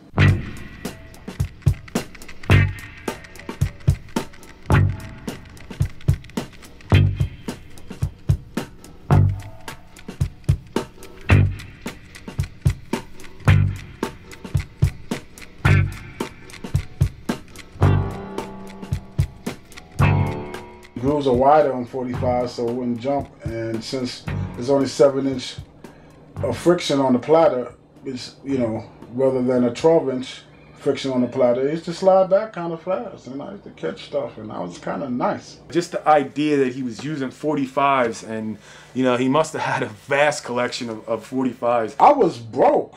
back, you know, it was easy to buy if a record came on 45 and it had the break part. You know, the break part was long enough on the 45. I'll buy 2 45s before I would buy 2 albums of it. Like Marley Marl, I look at 45 King the same way. Like, you know, they definitely have a certain element about them that they've had in their whole career that, you know, you can't really find that out of anybody. He was like maybe another level above Marley, I have to say, in the way he did his music. Like Marley started it all with the funky hip hop and taking kicks and snares from records, but 45 King took it to a next level. It's just been crazy fly between me and him because he's a real true pioneer. He's a real dude that laid the smack down. The first beat I did was in 1984, I guess. My father put it out. He has a certain number of beats. Like to this day, I don't know where the hell he got them from. Like he's one of the only producers I can say that about. Like, yo, I don't know where the fuck he found that. He reminded me of like a one-man band type of feel. You know what I'm saying? Like just the way the records that he would have, and the drums, how he did his drums. You know what I'm saying? The certain old school feel he had. Early diggers would just like look for the regular break on a James Brown record, but they might not use the guy squealing all over the place, you know what I'm saying? But like 45 King and Bomb Squad were the first to use dissonance. He never gimmicked over or switched over or try to compete and get into this mainstream circuit. That whole Pure Righteousness record by Lakim was like a big influence on me. The 45 King with the fruit on it presents, that shit was nuts. I loved his early stuff, all the Chill Rob stuff, the Lakim Shabazz stuff. The 45 Kingdom, he has this beat on there called Get Funky. It's just like some organ shit. I don't know where he got that from to this day. Like, I'm looking for that record. If he sees this, let me know what that record is, because that shit was crazy. Rarely I listen to a whole record, but that's if I'm like kind of tapped out and stuff. But I just skim through a record, try to hear a groove. I was like, I'm about to use this record for real.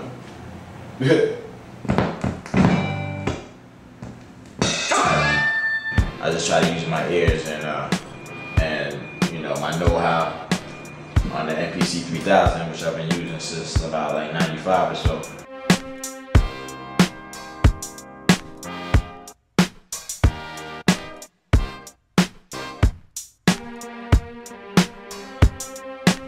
We all remember the first time we heard Check Out My Melody and, you know, Eric B's for President. It's like, wow. Eric B is President and My Melody. I played all the music.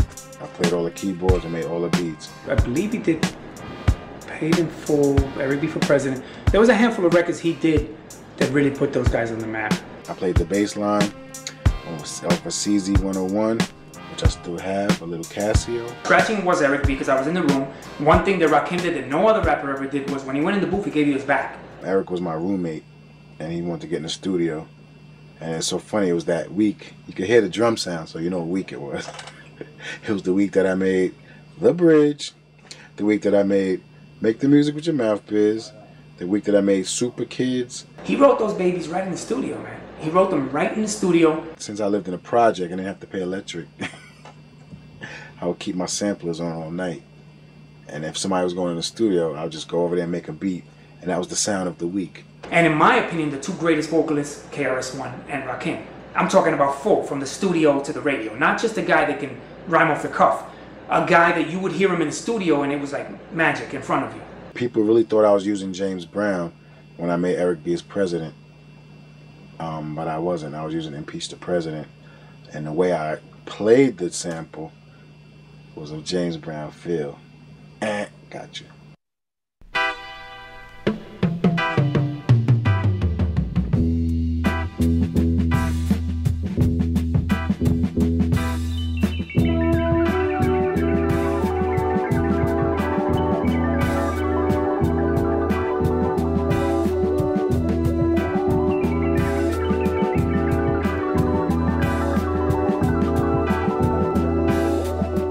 Started coming up with crazy techniques of looking for stuff, because back then it wasn't everybody didn't have turntables set up to where they let you hear the record. Always looking for something that somebody never used. That was the key. It was like, you know, nobody ever used this, you know, and hooking it up. And that was the creative juices, man, that we ran on back then, you know. A lot of cats who were getting into it, they had to do the digging.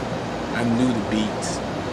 And once in a while I go sound digging. And a lot of times you didn't even let them know what you were looking for or what you were doing. You were simply trying to get a whole bunch of records for like little or no money. My thing was just finding a kick and a snare or a clean piano stab or something to use on the record, so I just go down and dig for sounds.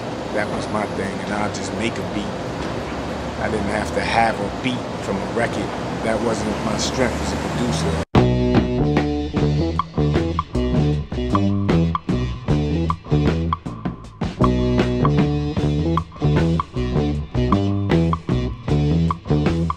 Definitely a passion right here. I could do this all day, every day, if I'm in the right spot where they got the right records. Because there's nothing hotter than finding just a really hot loop. Or something that can make your day and say all this digging and looking paid off for something, because actually you're gonna actually get a track sold and the world might actually feel what you've been digging for. Every Saturday, sometimes Sunday, you know, early in the morning, I'll take about 2 hours out, go out with my portable turntable and, you know, my fake mustache and beard, and walk up to the unsuspecting guy with tons of crates at the at the local festival and be like, hey, how much for these records? Me and my father would just go driving around every weekend. He would just take me all over the place looking for records, and even before I got into beats, just to buy them, just to have, and it was just crazy. Thrift shops are like hidden jewels. When I was living in Miami, I used to go to the hood, to the Salvation Army thrift shop, spend like an hour or two in there and come out with like $100 in records. 昔から日進宿っていう場所はすごく好きだし、神保町もすごく好きだし、まあもちろん自分の渋谷もレコーダー世界一って言われたけど、もう今は結構潰れてるとこもありますけど、すごく定期的に買い付けも行って頑張ってるとこもあるので、すごいワクワクする店はすごく未だに渋谷でも多いです。すごくないですか？センス型のドーナツバンド。Whether it was Philly or DC or Virginia or down south. When we stopped in Detroit, I went in the hotel that we were staying. I went to the lobby, looked at the yellow pages. Look under records, vinyl. The R was already missing. So, I mean, somebody was there before us. My uncle gave me his collection of records when he stopped DJing. So I got mad records from the 60s and 70s. レコード屋さん自体に人がまず来ないですね、今。本当にレコード買ってる人が本当に少ないし、すごくもったいなくてしょうがないですね。The reason why I don't really dig that much because I just figured that other DJs just beat me to the store. What's gonna be there? Other DJs just went there and bought everything with an afro on it.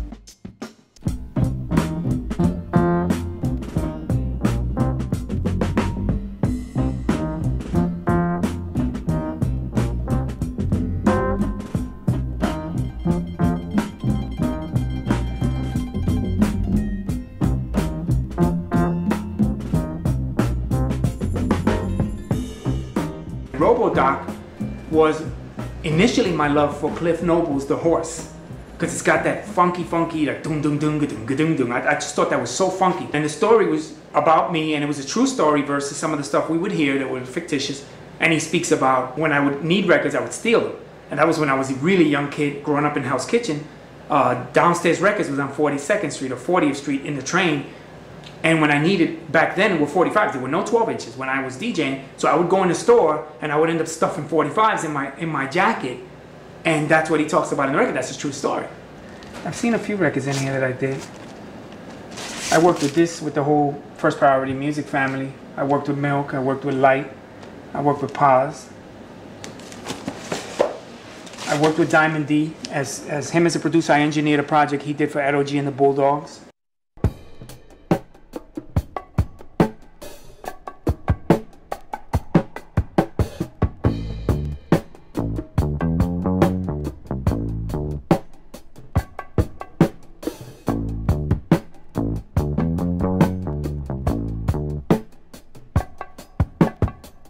lot of times I just look at a record and just try to catch a vibe.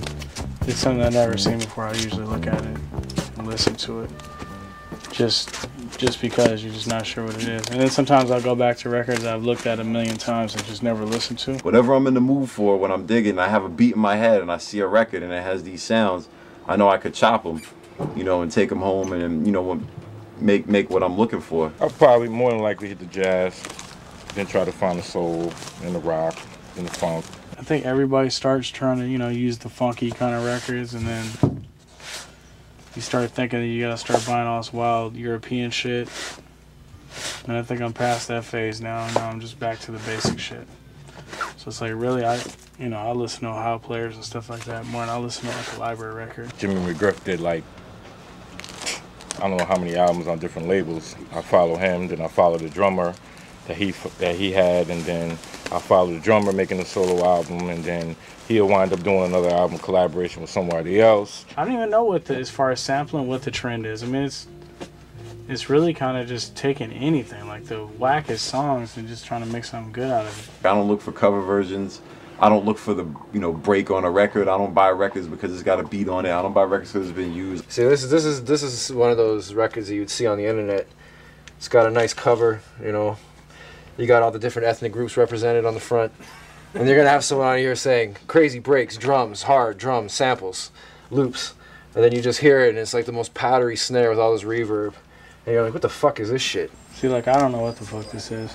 This probably sucks, but Mona Richardson, it's from Singapore, Hong Kong, something like that. It's probably whack, but you know, you gotta listen to it. I've never seen it. Just the way it smells and look, and just being just the way it is, like, you know, you got a feeling something's gonna be on there. Definitely, something's on there. My technique or the way I attack buying records is probably different than most dudes, because I will buy a case of crap even not knowing what it is and just listen to it, you know, as long as I'm not paying a lot for it. The whole art of digging in the crates for me was the anticipation when you go somewhere and you buy a stack of records, or maybe even you go to somebody gives you a crate of records. The anticipation of going home and listening to those records, not really knowing what's on them.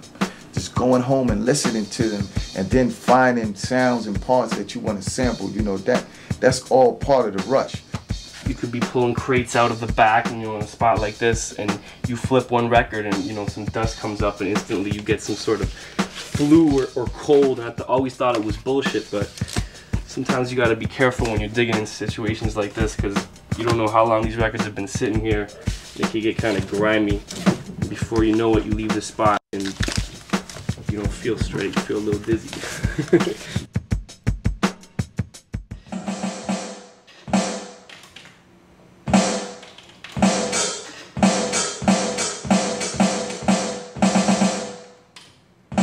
Whether it's an open snare, like in the beginning of a song, like from the snare roll to like a vocal sample or groove, I can almost always find something on a record.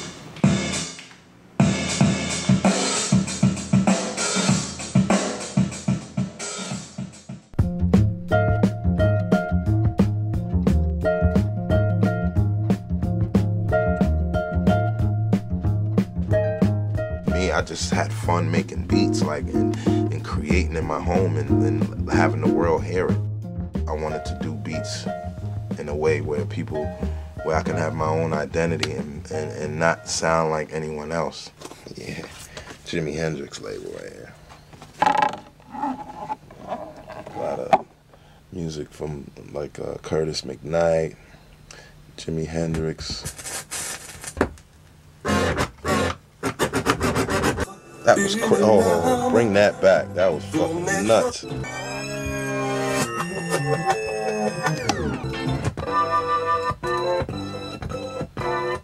Wow. Cause I hear my own drums to this shit. You ever seen that before? I doubt it very much. Soundtracks is another key of good music you're gonna find on a movie soundtrack. You know what I'm saying? Especially an old black cinema 70s record. Take a look, because if you're a digger, you might find it, but if you're not, you'll never find it. Sometimes they don't always have to be black, as you can see. You know what I'm saying? As long as it's from that era, In the 70s, it could be Bruce Lee-ish, all that. It's just funk music. You'll be rushing on the internet to your fucking record website. You think you're gonna find this shit. You ain't gonna find this shit. And that label always turned me on, Polydor. You can see the back and the front, and you still won't find it.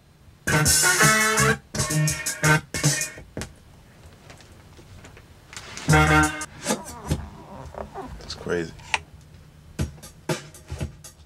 It's real important that I study the players, you know what I'm saying? The orchestrators, there were a lot of dope ones, you know what I'm saying? A lot of dope orchestrators out there that did great shit, like dope shit.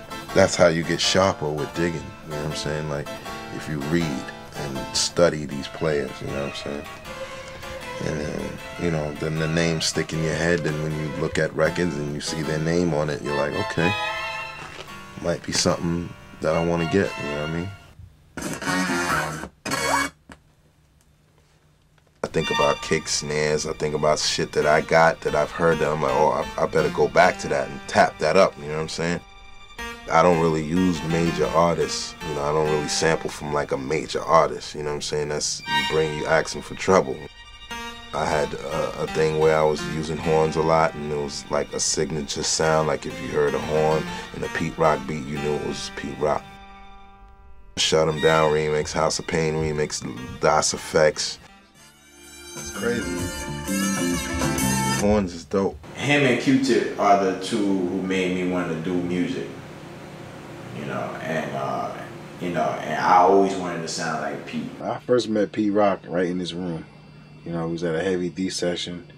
I think we was doing the song Girls They Love Me. One of his DJs had got into a car accident, and they needed a fill-in, so my cousin Heavy was like, yo, you know, I got somebody who's real nice. My cousin's dope, my cousin's dope. My first night on BLS was like 1987. I was 15 years old. Pete was shy. Pete was a very different person from what he, you know, became. You know, he was very, you know, very different. He was laid back. You know, he was like a home guy, you know, homebody guy. He had his girlfriend. I remember everything. He's really making beats, and he was really putting in work in his basement. We started making demos. I got with a guy named Corey Penn, you know what I'm saying, who I went to high school with, who actually gave him the name CL Smooth. I used to listen to a lot of P Rock and CL Smooth. That was key. I always really liked the Good Life, the Sold Out EP. Mac and the Soul Brother, the main ingredient album. Oh my God. He had a distinct voice that he didn't sound like anyone. With that and my beats that people never heard, like from a producer, it was just like match made in heaven. There was an article on him in The Source, and he had like some 45s in his hand, and he had like a SP in front of him, and I was like, that's the drum machine I want. His grooves and the way, you know, his drums and everything, he's just tight. He's super dope. That shit was so elaborate, you know what I mean? Like, he put in like 10 fucking records in a beat. I thought it was all one record because the shit was so seamless. Making them harmonize, all these changes, like that shit is extremely difficult. Mixing shit together and putting it in key, like he's got a great ear for that kind of shit. As far as putting records together, I don't know if anybody's fucked with Pete Rock and that, you know, just that facet of it. It's all on how you do it. No matter, you don't own, no one owns any samples, you know what I'm saying? But if you do it in a way different from how the next person did it, and it's dope, then you're dope. Even if I'm just home chilling and I just get the feeling that I want to go out and dig for records, I'm up and I'm out of here, you know what I'm saying? Whether it's taking a flight somewhere or just being in my own town. I try to go to Japan at least once a year. Japan like has everything, you know what I'm saying? From 12 inches, from rap 12 inches, from R&B 12 inches, from jazz, soul, and rock records. They have it all over there, you know what I'm saying? And yeah, I always go over there and just spend a shitload of money and come back with boxes of shit.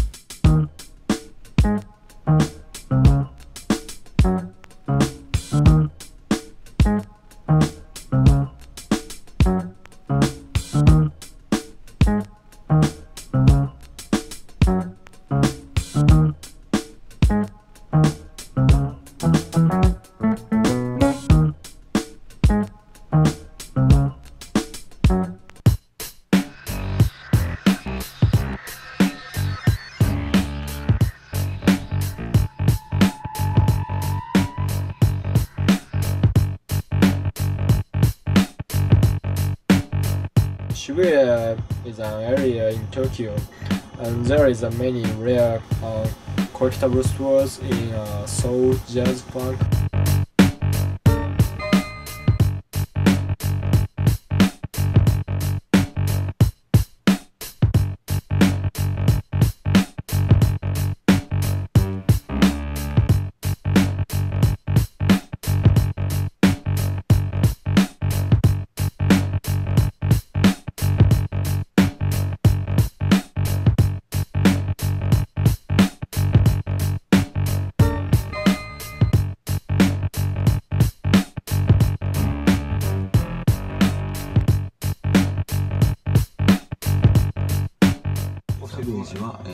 今年でおかげさまで10年目なんですけど、頑張って路面店を出したいです。そういうレコード屋さんに関してはもう儲けとか考えたら多分商売はできないですね、今。He dropped his mix CD called King of Digging. DJ Moro is the king of digging in Japan because nobody beats him. He does it first. He's pioneer. 94、5年だったと思うんですけど、やっぱりブレイクスでした。その頃、世界的に見ても多分やってる人がそういうのをミックステープというパッケージで売り出してる人がいなくて、それでまあクラッシュでずっとやってきてたんで、人と同じことはするなというか、新しいことは常になんかこうやっていく姿勢みたいなところすごく自分の目標だったりもしたんで、そういうところでそのブレイクスっていう作品は誰もやってなかったんでやりましたね。一番ね、ネタもコンパイルしたいな。My favorite.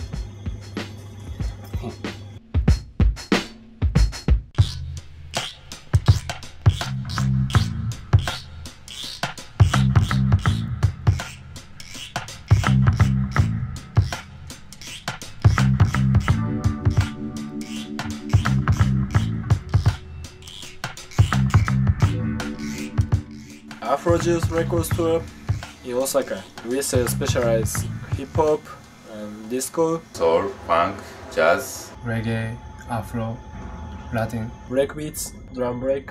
All original vinyl. We don't sell bootleg or repress, just original.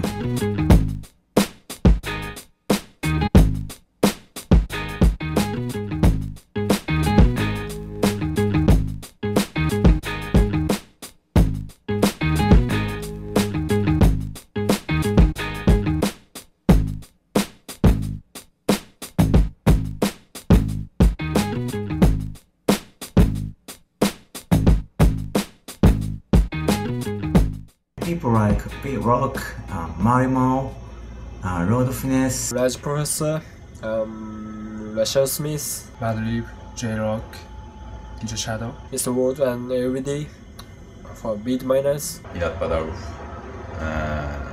Egon, Muro, Diamond D, Bismarcky maybe, yeah.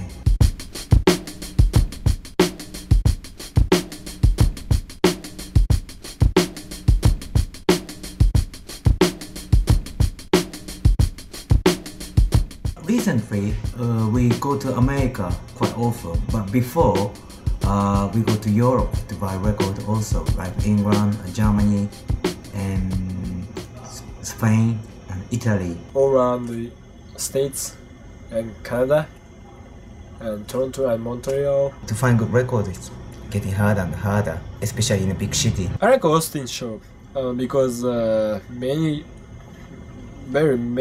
dealers comes there. I went to a record fair in Georgia, and I saw Lord Finesse coming, and he arrived probably 10 o'clock in the morning. Yeah, he just took airplane in the morning, and he just arrived, and he told me everything was cheaper than New York. So, and it's getting harder to find good record in New York in a reasonable price. This is a Japanese record guidebook. Here's many used records to on this book in all around Japan. This is a rework machine. It's only available in Japan. Put the record which you want to make it straight, put down here in the center and close it, shut it, and put the heat on about 2 hours.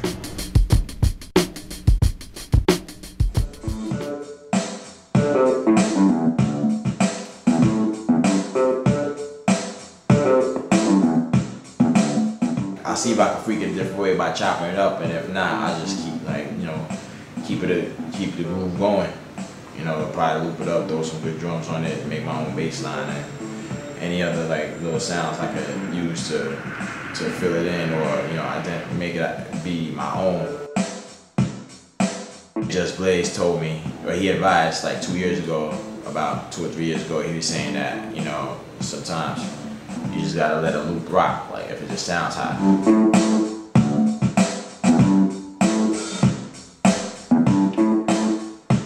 I always felt a loop, doing loops was just too easy. I felt like I was kind of getting over on my audience.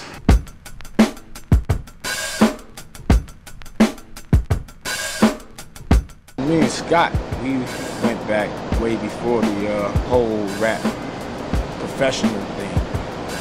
We grew up together, his block, my block. Used to compete a lot. Then he was working at the shelter where he met Chris. They had no outlet musically, so they would come over and it was the same thing. They have a record, they give it to me, and I'll hook it up. KRS-One, D9, Miss Melody, a crew of, it was a crew of them. And I remember them walking into the studio with Scott LaRock, and his buddies took their coats off and threw them on the console. And that's when I immediately got respect when I said, you can't do that here. You got to get all that shit out of here. Basically did most of the production on their first album, Criminal Minded, with all about 3 or 4 songs that they did in the 8-track studio. Some of it was initially tracked at some guy's place in the Bronx, and you can kind of hear it in the quality. You can hear it's kind of rough. Joints they did was South Bronx, 9mm, Elementary. It doesn't show Set G much, and Set G had a lot to do with that project. It's funny because I guess with time, people tend to forget events, which is natural. Once the 2-inch tapes came to me, I started to kind of redo stuff, get the timing tighter. When the album came out and it said produced by Boogie Down Productions, special thanks to Set G, a lot of people didn't know how to read that. Okay, what does that mean? What it basically was saying was that Set G did the album. Chris first came out, he kind of came out on a lie. Definitely feelings, because Marley was saying crazy shit, they stole my samples. We never said what he said. We said, but it worked for him. Back then, your beat had to say something. That's how people got into your record. I was already at the studio. We were waiting on Chris. Dun, dun, dun, dun, dun, dun, dun, dun. He didn't tap it in. I hooked it up. That's why you had the fillers. The only person who touched the drum machine in that whole sequence was Scott LaRock. Chris ran in and played the piano, then he spit his vocals, and we was out of there in 45 minutes. Cat who did the ultimate breakbeats, Lenny, Trev, TR knew him. So we actually used to send Lenny joints to put on the breakbeats.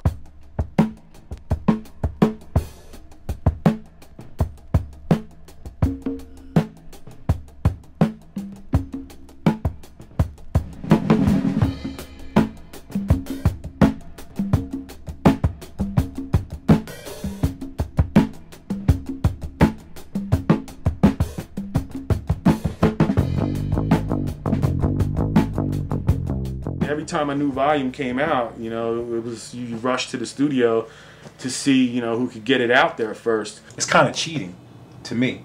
It's cheating to me. Some of them was in mono. Killed the whole vibe as far as DJs digging for stuff. Missed the realness of the break, the stereoness, because sometimes the drums are on one track and the bass. Easy access for them to find certain joints that we took time to try to find back in the day. Then they got better. But the one with the octopus and all that, I was like, ah. I'm not a fan, and I can speak for a lot of producers. Like, we're not fans of that shit. It was a good way to get all the beats on one album where you won't have to grab them up. That definitely helped out a lot of DJs, especially a lot of DJs that was just getting into the DJ game, and they was trying to find a lot of breaks. They come up with this idea to expose the music that we use and make money off of it. Oh! So this is what Domingo sampled, and we own that. I'm sued. I have to say something about that Peace Treats, that there were a lot of things wrong on that, which made me chuckle. This is not the record I used, asshole.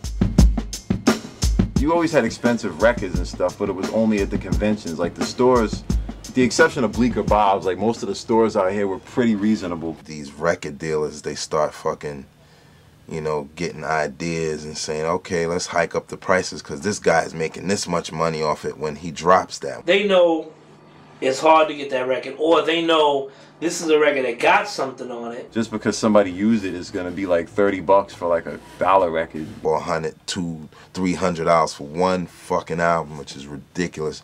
And you record dealers need to blow dick, man, doing all that dumb shit. I could see if a record is extremely rare, and if I know I'm not gonna ever see it again, then I'll spend like a 50 or 100. It's crazy, man. I mean, you can spend so much money on records now. Like, I remember I used to think $20 was ridiculous to buy a record, and it's like now it's like $1 record, you know? I'm a digger, you know what I'm saying? I find records for $1. You know what I'm saying? I find 45s for 25, 50 cents sometimes, $3, $10. I usually tend to not pay over $6 for a record. Premier was another guy. He just would use some record that was everywhere, everybody knew about, and he would make a classic out of it. And it's like, after a while, that's just what it comes down to. I mean, you can have all the records in the world, it really doesn't mean shit. It was just me and Keith in the beginning. How many real life troopers we got out there? All you gonna point out real life trooper and they ain't sore. Put one motherfucking hand in the air and make some goddamn noise. There we go. After we did a few demos and things like that, we needed a DJ. It goes one for the trouble, two for the bass. Come on, little love. You know, at first we wanted showbiz. Way before, you know, digging in the crates thing. Then I said, well, why am I looking outside when I got Mo? So we went and got Mo. And that's how Ultra Magnetic was formed.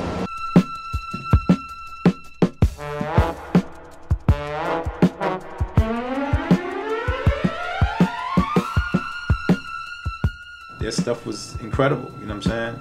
They were definitely putting it down for the Bronx, man. Ultra was so different. A lot of people didn't know what to do with Ultra. You know, there was no plan, there was no format.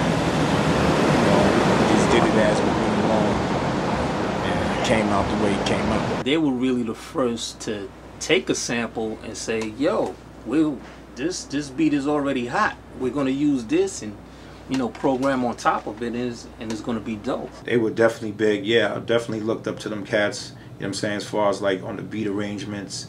In the early days. Early on, it was mainly me because I was the only one who knew how to operate the SB12.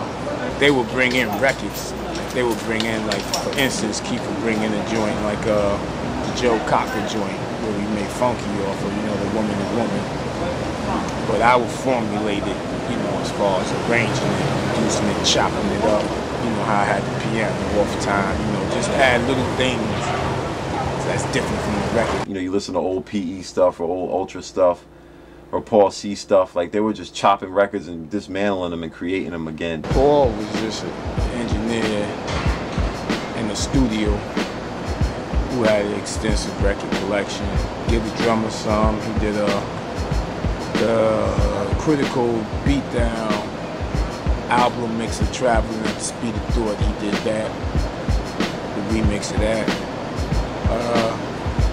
And you know, he was just like basically like another part of the group.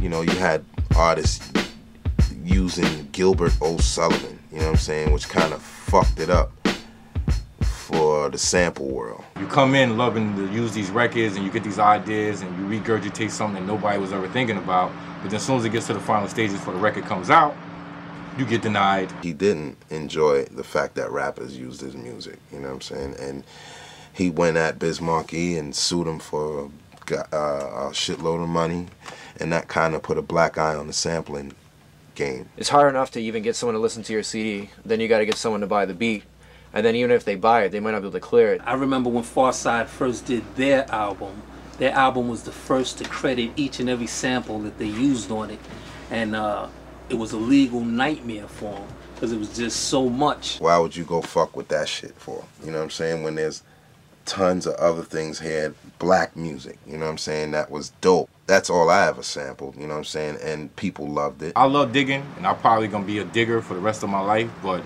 I'm not sampling no more to make no records, unless, especially if it's like on, let's say, a major label. I just use so much obscure shit. I'm like, man, they ain't never gonna find out. Fuck it. I was on the Pretty Tony album, a Ghostface, and you know, we did a song called It's Over, and it was a David Porter replay, and you know, 1,000 people hit me up saying, yo, I like the way you flipped that sample, yo, I never heard nobody. I didn't sample it. It's all replayed, everything. If I would have sampled it, Ghostface wouldn't have never dropped his album. There's more creative ways to cover up the sample and, you know, make sure the sample police don't catch you. You do a record with a sample and you see all that money go down the toilet and you're like, yo, I gotta do an alternative to this. I think it ultimately has a negative effect on hip-hop because people aren't doing what they just want to do naturally, you know, which is use records and sample like the way it used to be. So the trick is to somehow still make it you and make it yourself and have that same vibe. I can't use that snare, I can't use this loop because it's going to cost this, it's going to be taken off my publishing end, and like, I understand and respect it, but I don't like it. Hip-hop wasn't brought up that way. Hip-hop evolved through sampling. If you can't clear a sample, hey, you can still do something funky. You know, it's a million records right here. You know what I'm saying? The majority of them probably have something really great on it. But when it comes down to dealing with the publishers and just the owners, it's just, they're not really supporting hip-hop. They're really not supporting hip-hop. I'd like to know what era that somebody could say that I ever had a ghost producer. I'm a producer, I'm a DJ, I cut, I scratch. Off the record, on the record, whatever how you want to take it, Marley Marl never jerked me. Now with the cold chillin' stuff, the only artist I used to collabo, I collaboed like twice with, would be maybe Kane. Yo, I got an ill guitar that I was writing to. I mean, I get comments about it all day long, you know what I'm saying? You know, I don't know nothing about the Juice Crew thing. I'm damn sure couldn't be no artist talking about that I had ghost producers in cold chillin' era. I will admit that you have to actually sometimes fall back on some things to get in the game. What, I didn't do the scratches on Nobody Beats the Biz? That's their situation, but as far as my situation, I'm still cool with the brother, I still go see him. And I had a dirty version of a record of my African music today from my brother's Dusty Crates. And I said, Biz, could you go get me a clearer version of that? Oh yeah, I'll go talk to my man in the Bronx.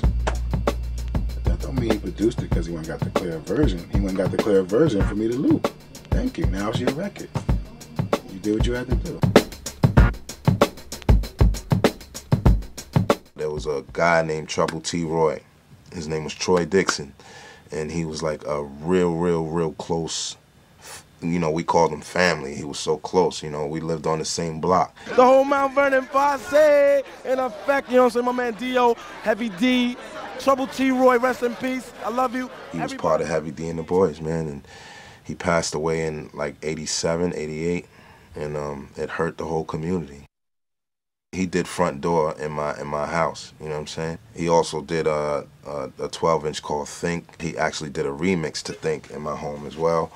And, you know, I did some beats over his house, you know what I'm saying? And one of the beats was the Vamos Rapar you hear on the Main Source album. He knew about the Tom Scott record before me. I give him that.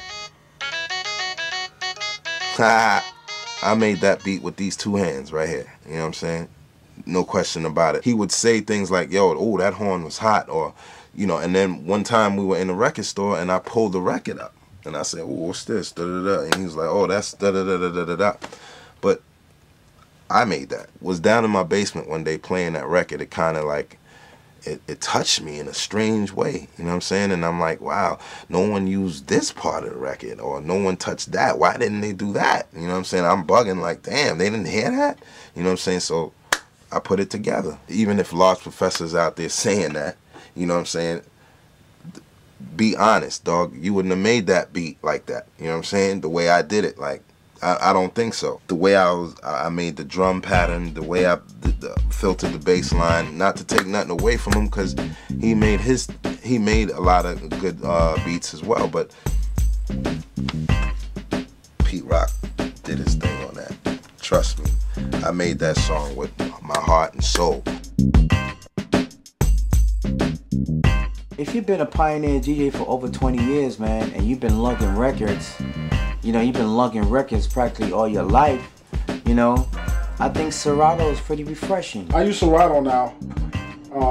So I can have two of things, and then if I make up a beat, I can play it at a party immediately. I don't have to press up records. Purists hate to hear that, but it really makes life a lot easier. I'd rather deal with a record skipping than something totally freezing on me in a party. You know what I'm saying? And that has happened. I've seen it happen. If I was to the party and I just have one crate of Rag 8 records, and I get there and it's an all R&B crowd, it's a wrap. Nothing against Serato. I think that's a great new invention, and the CDJs now, they have that scratching, but if you can tell, you see how I get down. You know what I'm saying? I'm the turntable and there's vinyl. You gotta come up with your own style. You know, it's cool to draw influence from a lot of the greats, but you know, find your own little area where you do something better than everybody else. That used to be part of the fun of it, to actually do something that was dope, that was still unique. I'm in the record stores and I hear them come in there and like, oh, you know, either they're looking at what you're getting or, yo, tell me what's hot. Yo, Marley, the way you chopped up so-and-so song, and they'll say the name of the record. It's so incredible. It's like, it changed my life, man. Show me what album has this and that. No, you go find that on your own. Dude, what record did I use that on? Because I really don't give a fuck. If I sampled it, I used it, it's on disc, I probably don't got the record no more.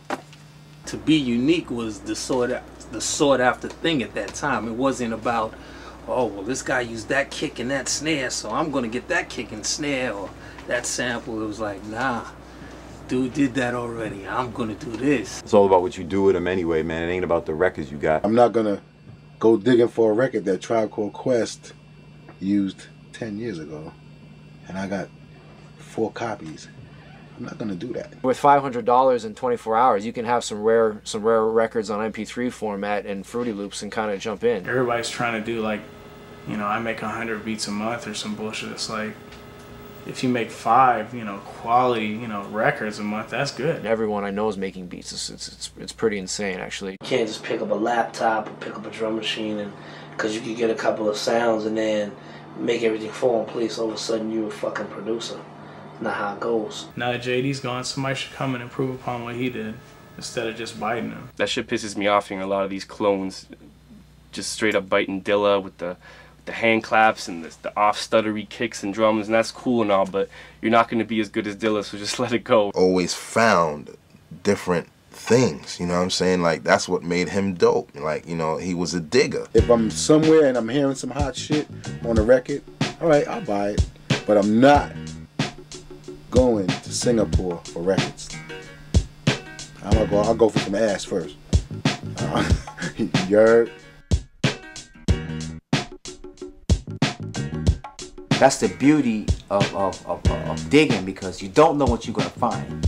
You can just be going through some stuff and be like, oh man, Jimi Hendrix, you know what I'm saying? Or you could be digging and you might see Aerosmith, you know? Or you could be digging, you could probably see Dennis Coffey Greatest Hits or something like that, you know? You never know what you're gonna find until you find it, you know? That's a good thing about digging, man.